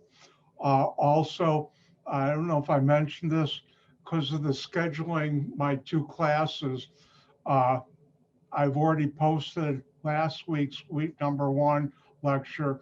Today's lecture, I hope to get on YouTube by tomorrow at the end of the evening, usually within 48 hours. I should get any lecture on YouTube, because Dr. White's a YouTube star. Not really. All right, let's get back to where we were. And that's how you do nomenclature right now. Nomenclature is not the most exciting thing, but it's an important thing. Now, there are 2 nomenclature questions. One is like this one, give the structure, give the IUPAC name of the structure.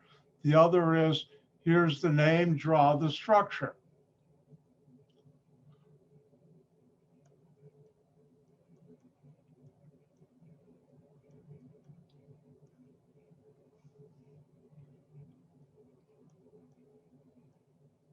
Sometimes I'll have draw, or I'll also have give.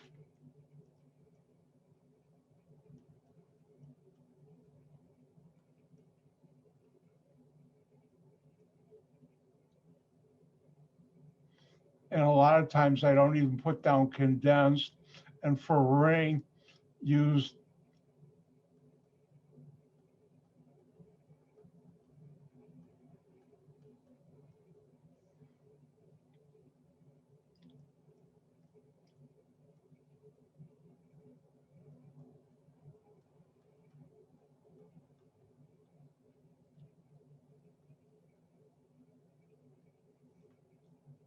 I'll do this one, Dr. White's going to share. And the question is, draw the structure for isopropyl cyclopentane. So how do you decode the secret message to know what to draw? You always start from the right, move left. Pentane, 5 carbons. Cyclopentane, a ring with 5 carbons. By the way, I think I told you, whenever I see a cyclopentane ring, I think of little greenhouses in Monopoly. Now, what's an isopropyl group? 3 carbons, and the center carbon is attached to the ring. Now, you can draw isopropyl groups this way, and I also sometimes will show the bond angle.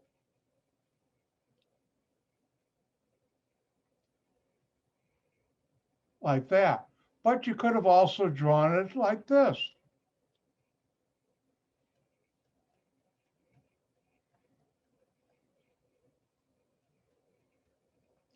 These are all the same molecule. Here I've just shown the bond angle with the isopropyl group. Here, all I've done is rotate this. What is that? Whatever 3 divided by 60 degrees. No, I think it was more, to get this one. And those are all the same. Which one is right on the test? They all are. In fact, I could have drawn this compound, which is the same.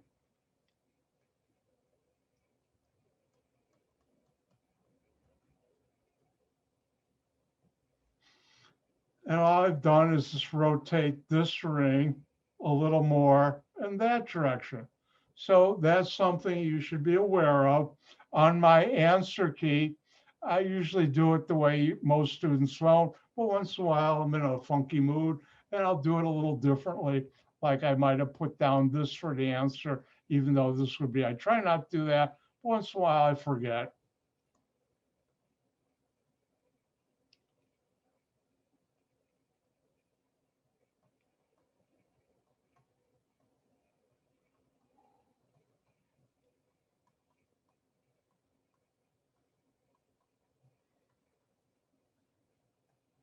And why don't you try this one?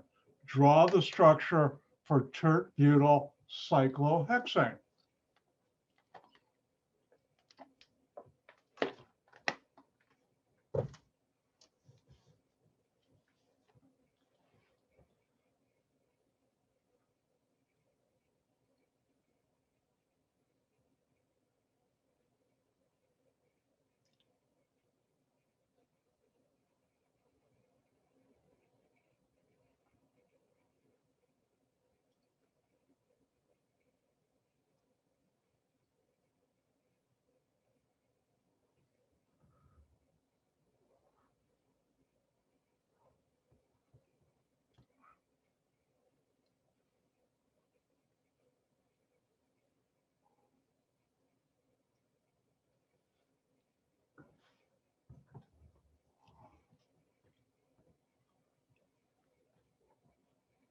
And when you're done, give me a thumbs up or smile or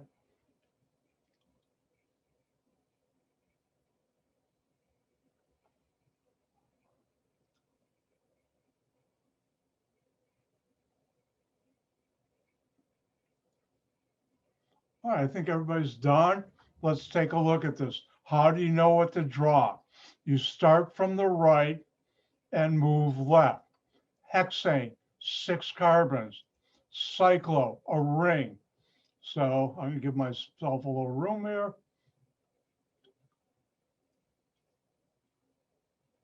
I have 6 carbon ring. If yours doesn't look as good as mine, that's okay. I've been doing this a few more months than you have, a lot more months. And now I have next tert-butyl, 4 carbons. Remember, there's 4 bonds to carbon, 4 bonds to carbon. Now, you could have also written it this way.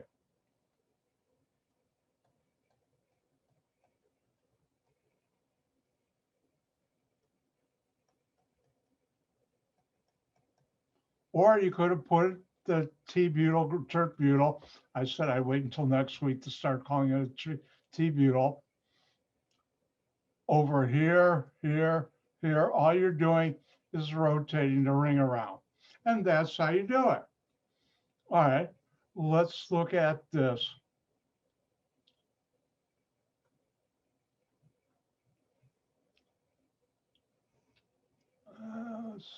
Start.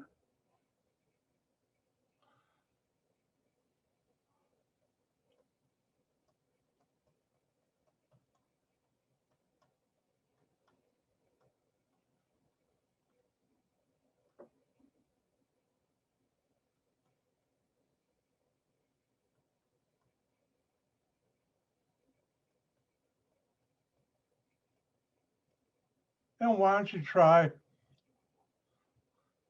it's a 1-ethyl 4-methyl cyclohexane. I changed my mind.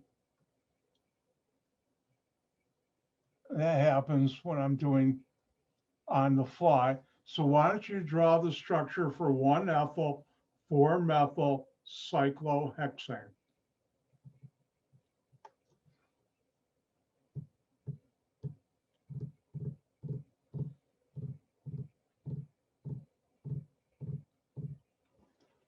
You're doing organic chemistry. Hopefully it isn't too painful.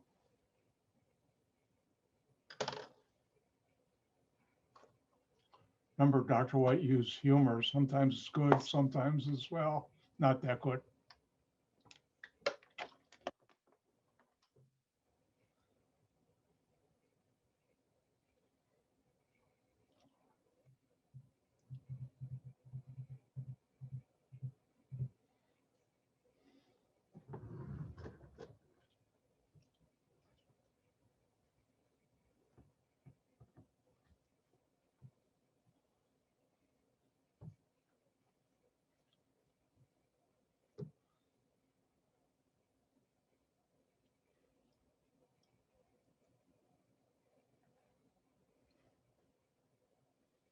And when you're done, give me a thumbs up and be patient if you're quicker than other people. I see one of the emojis someone has, not today, but remind me when I had about a Chem 170 student who worked in, what is it, Hello Kitty store and was a whole Hello Kitty fanatic. Would come to class dressed as Hello Kitty. Another day. All right, let's do this. How do you decode this? You start from the right, move left. Hexane, 6 carbons, cyclohexane, ring with 6 carbons. Then I have a methyl group on carbon 4 and an ethyl group on carbon 1. Well, I can name this one. There's my ethyl group. If you put the CH3 on this side, that's okay. Then if this is carbon 1 going clockwise or counterclockwise, this is carbon 4. Now, this is one way to draw it. Another way would be, no, I'm going to call this carbon number 1. And 1, 2, 3, 4. This is carbon 4. And these are the same. All I've done is I'm rotating this. And that's how you do it. Oh, let's do one more. These are fun.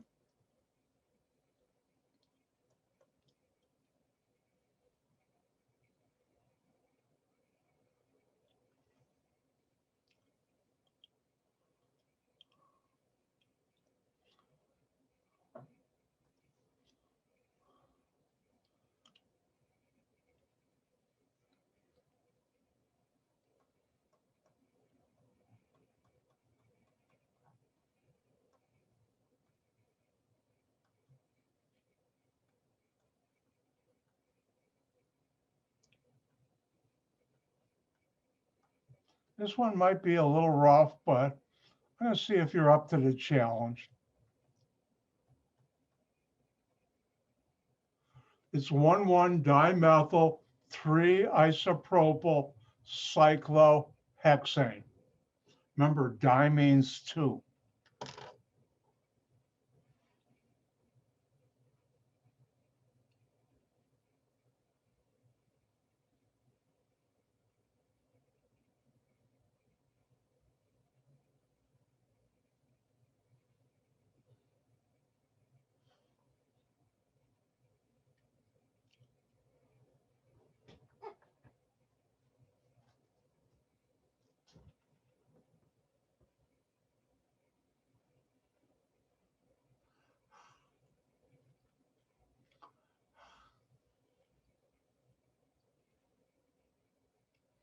Quick public service announcement.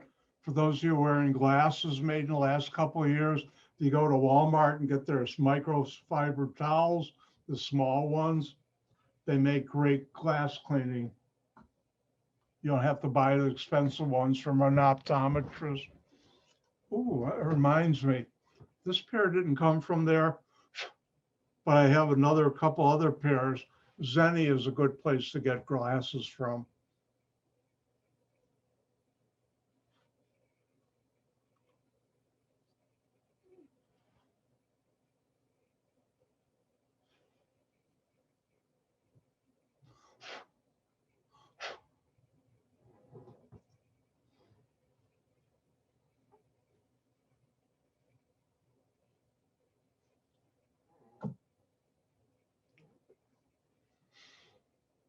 Like I said, this is a tough one.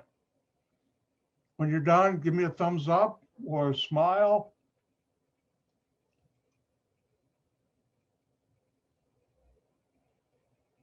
Also, if you're having problem with this, when I first learned nomenclature, part of it went zoom over my head. It took me a while to get it. Feel free. Okay, I think everybody's done. How do you decode this to know what to draw? You start from the right, move left. Hexane, cyclo, a ring. And I have an isopropyl group and not one, but 2 methyl groups. The two methyl groups are on one, the same carbon. I'll call this carbon 1, 2, 3. How do you show both of them? If your angles are not exactly the same as mine, as long as I can see there too. That's my dimethyl di2 on carbons 1 and 1. Even when they're on the same carbon, you need two numbers. On carbon 3 is my isopropyl.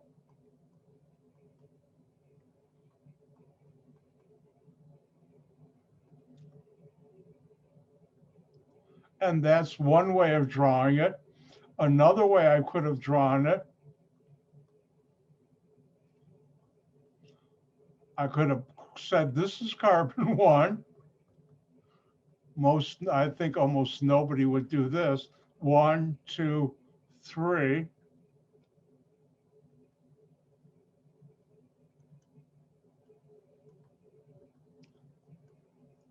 All I've done is along this axis, rotated it 180 degrees.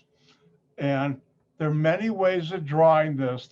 I'll most likely on the answer key do the way most of you would do that. And that's how you do nomenclature. Any questions on nomenclature? Going once, twice. By the way, Dr. White, with my brother-in-law, who's since unfortunately passed away, he used to, because he owned a bindery company, we'd go to auctions for equipment. And he'd tell me, keep your hands in your pocket and don't say anything. You've just bought $50,000 piece of equipment. But I always liked when the auctioneer would say, going once, twice. So, all right, let's move on. And again, if you have questions, feel free always to ask, like after class or other places. Now, switches off for the next slide. Did I mention that about switch on and off? Click. That means this won't be on a test or final ever. But something you should know, this is interesting. When we talk about physical properties of alkanes, even cycloalkanes, but mainly alkanes, the boiling point of alkanes rise as the chain length increases, more carbons, and it falls as the chain length is branched. Now, if you have two carbon isomers and one's straight and one's branched, the branched will always be a lower boiling point. Now, why am I talking about this? Because I've gotten feedback, I don't know if it's true or not, but I've been told on certain nursing entrance exams, they ask questions like this. I will never put it on a test. There are more important things I can ask you on the test. Now, conformation or conformers, stereoisomers, our atoms connect together, but arranged differently. This switches off here.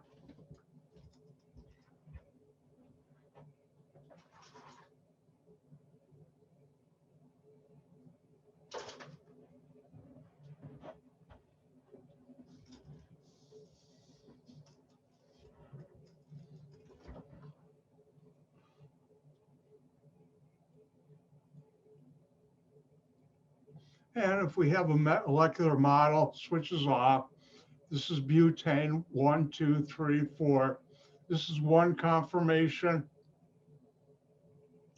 And this is another one. There's free rotation around a single bond, and they have different energies.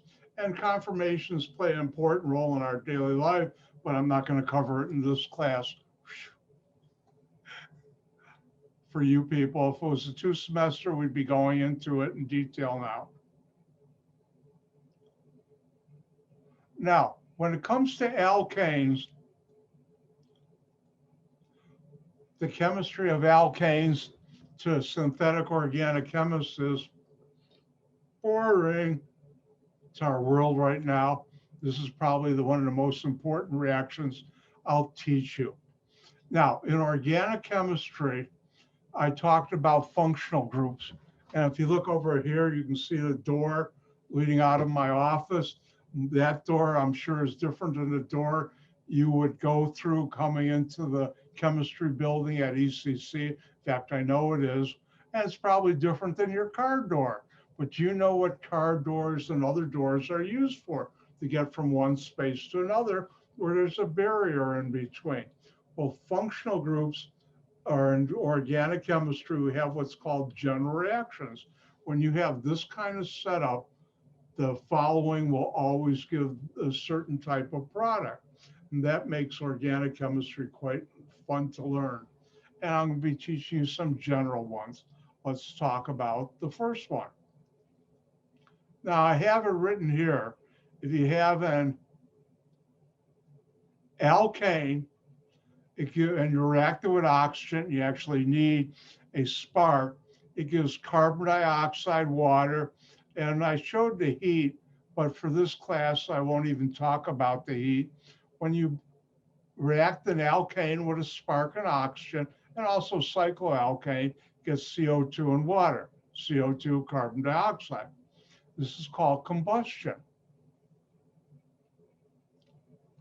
Now, this is important, so pay attention, please. On a test for this one, and in real life, knowing it for to understand for this one,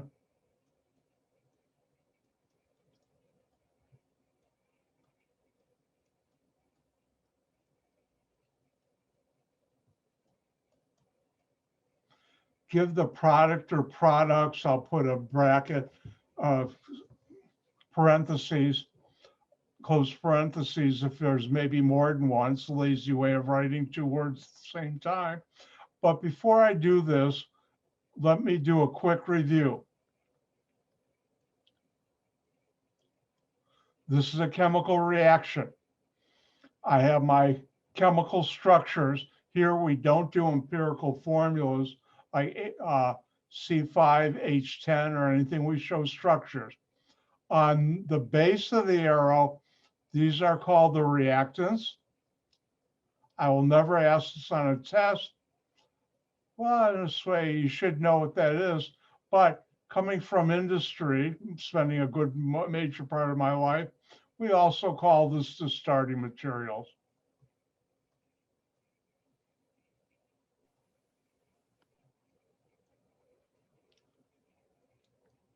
And I'll never ask on a test, what's the starting materials? Now, at the head of the arrow, what we have here, like C, that's called the products or product. There's more than one, the products. So base of the arrow, reactants are starting materials, and I'll most likely use starting materials. Head of the arrow, both groups, academic and industrial, call that the products. So if I were to ask you, give the product or products for the following reaction, let's do one. On a test, you'd see this, and it would be give the product or products for the following reaction. What do? We look at this and say, what's that? Well, it's only carbons and hydrogens, and only has carbon-carbon single bonds. This is an alkane. And it could also be, which I didn't have on my slide, but I'll correct now.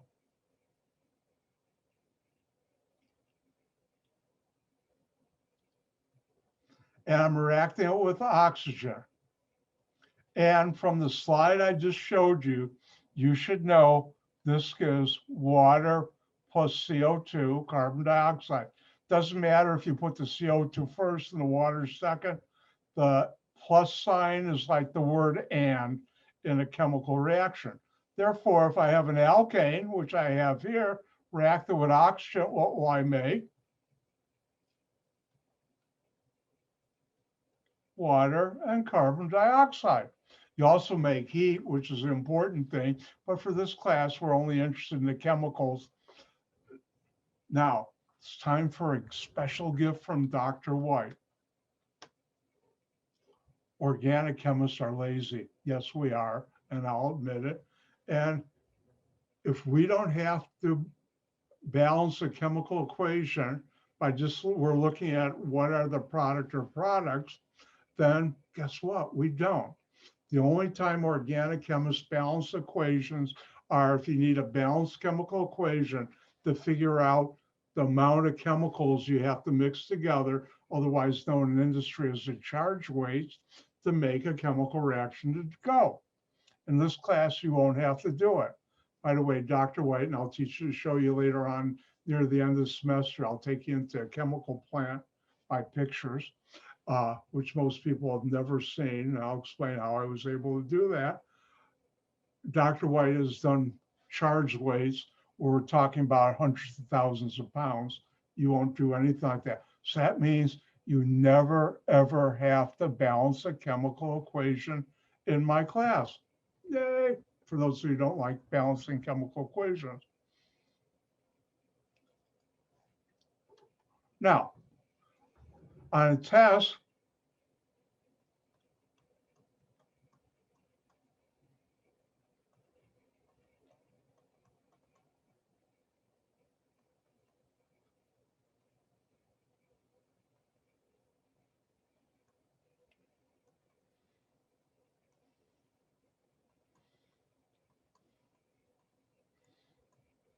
I could have put this. And now I'm going to share a secret with you. The favorite trick on an organic chemistry test by an instructor is put a big scary molecule and the students see that and go, eek, or something like that. But if you know the general reaction and how to identify molecules, it's not big and scary and you won't go, eek. And if we look at this molecule right here, again, the same question, give the product or products for this reaction. What is it? Well, I only see carbon and hydrogens and carbon-carbon single bond. This is an alkane. I'm reacting with oxygen. It could have been a cycloalkane.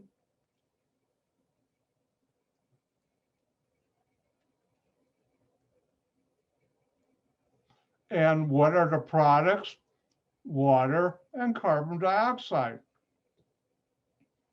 And therefore, what do I get here? Water and carbon dioxide. Now, one of the things you have to do is memorize, because you won't be, my tests are not open notes.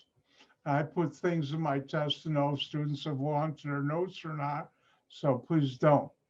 It's the honor system because we're online, but anyways, so you have to learn this. How do you learn it? You write it down and say it 5 times. Alkane or cycloalkane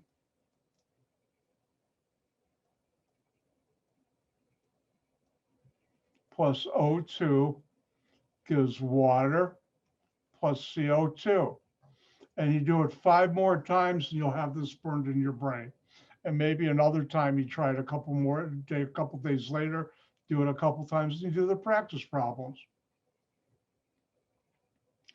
I didn't do it, but a couple of years ago, one of my Chem 170 students counted all the general reactions and they came up with a number about 52 in this class. You say, oh my goodness, that's a lot. Dr. White, don't forget I have a PhD in organic chemistry, synthetic organic. I think I know about close to 400 general reactions. Yep. Do I know all of them? No, but the ones I work with in industry and my consulting, I know quite well, but you only have to learn just a measly 50. But it's through the whole semester. And guess what? Students do learn them without that much trouble. If you want, write them down 5 times and say them, and also do the practice problems, which we'll talk more about.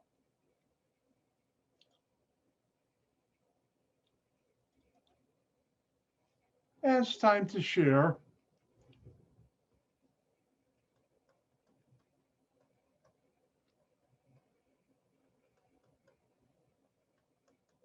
Well, that's a pretty molecule.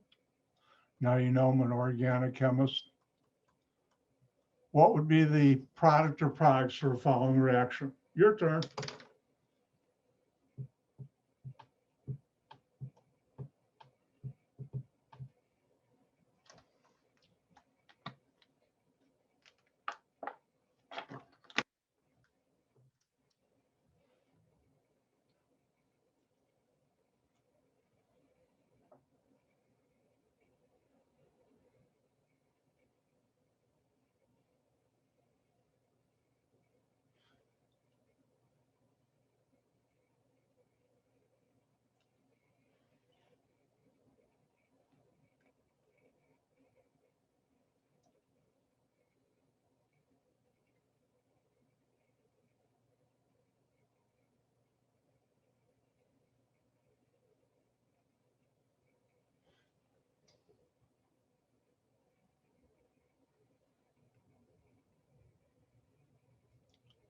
All right, everybody done?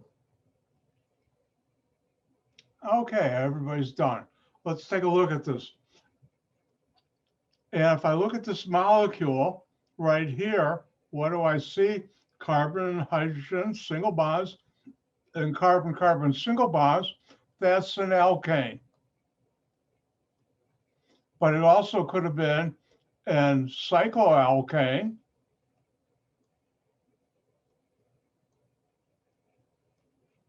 Reacting with oxygen. What do I get? You've memorized this general reaction, water plus CO2. And therefore, what do I get?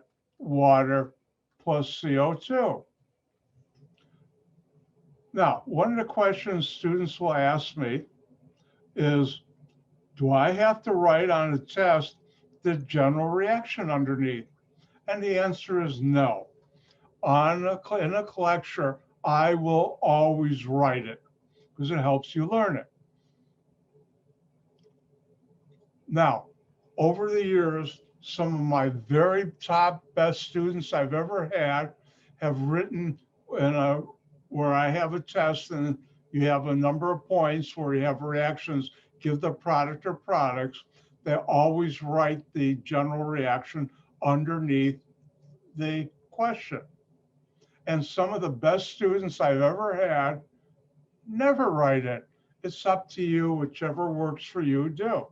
All I'm interested in is what's the final answer. But you do have to learn the general reaction. Think of a general reaction as like a roadmap. If you didn't know where, let's pick a town. Let's say if you didn't know where Seattle, Washington is, and you're here in the Chicagoland area, and you have to get in a car and drive there, what's the odds of you getting there if you didn't have a map or a GPS? Zero. If you had a map or GPS in your car and you had to go to Seattle, Washington, you get there. It'll take you a while, but you get there. Think of the general reactions as the roadmaps or GPS to get to the right answer on my test. And that's why you have to learn it. We don't have to, but I assume you all want to get a good grade in my class. I hope you do. All right, let's do one more.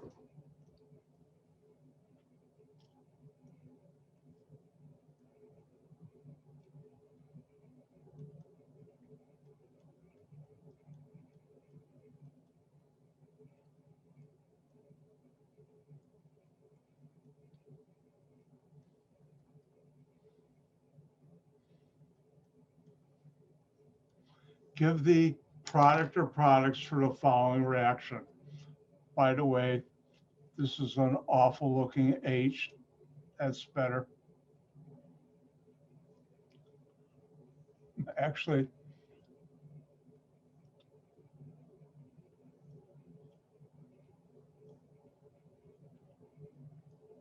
that's much better. Have fun.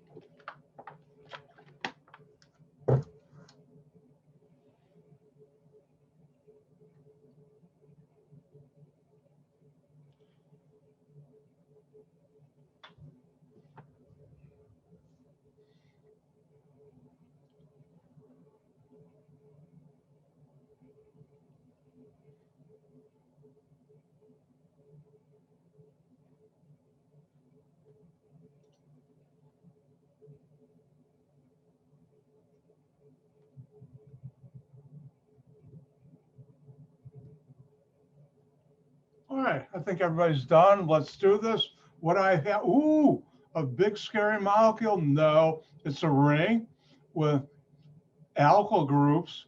So this is a cycloalkane.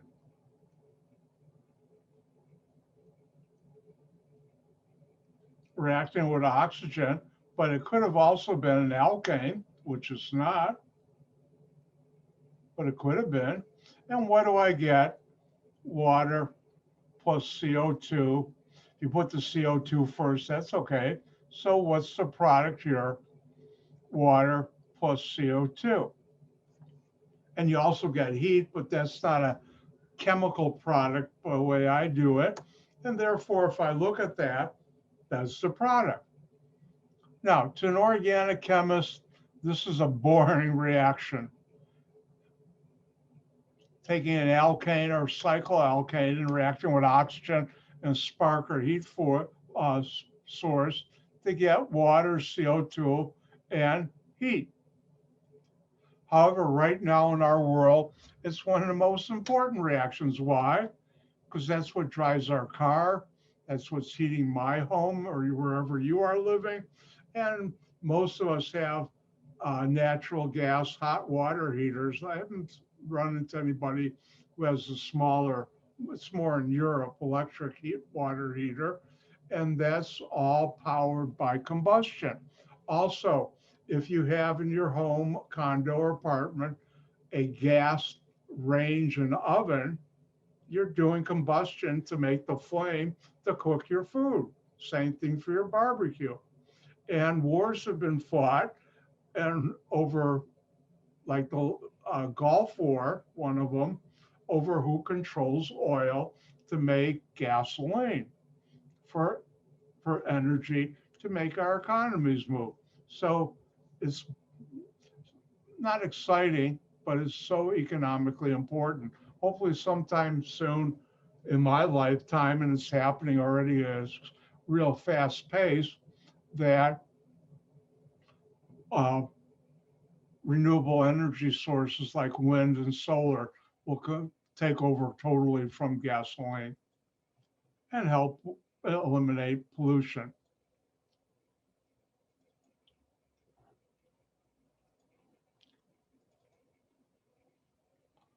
All right, there's one more thing. Let's do real quick.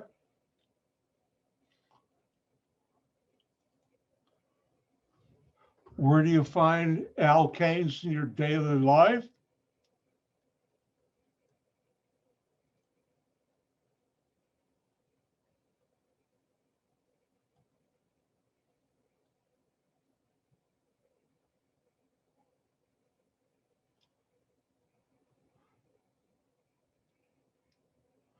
Methane, CH4, otherwise known as natural gas.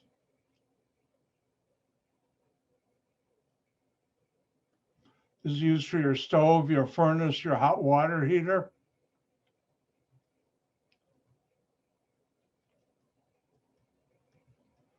Propane is for your barbecue, and this is an alkane or cycloalkane. Gasoline is about 50% alkanes and other organic molecules, and use that for your car. If you have longer chains of carbons in a molecule, we have what's known as baby oil.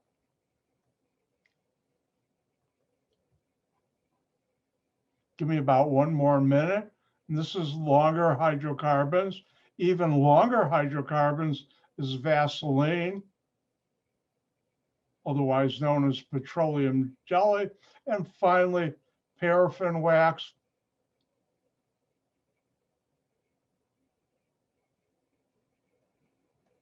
I think there's one R, but don't quote me on that. That's used to things like your candles. Good candles, 50% of the weight of the candle is paraffin wax. And you should know, if I ask on a test, I'll go through this again on Wednesday, give an example of a alkane you live in your daily, use in your daily life, you've got that.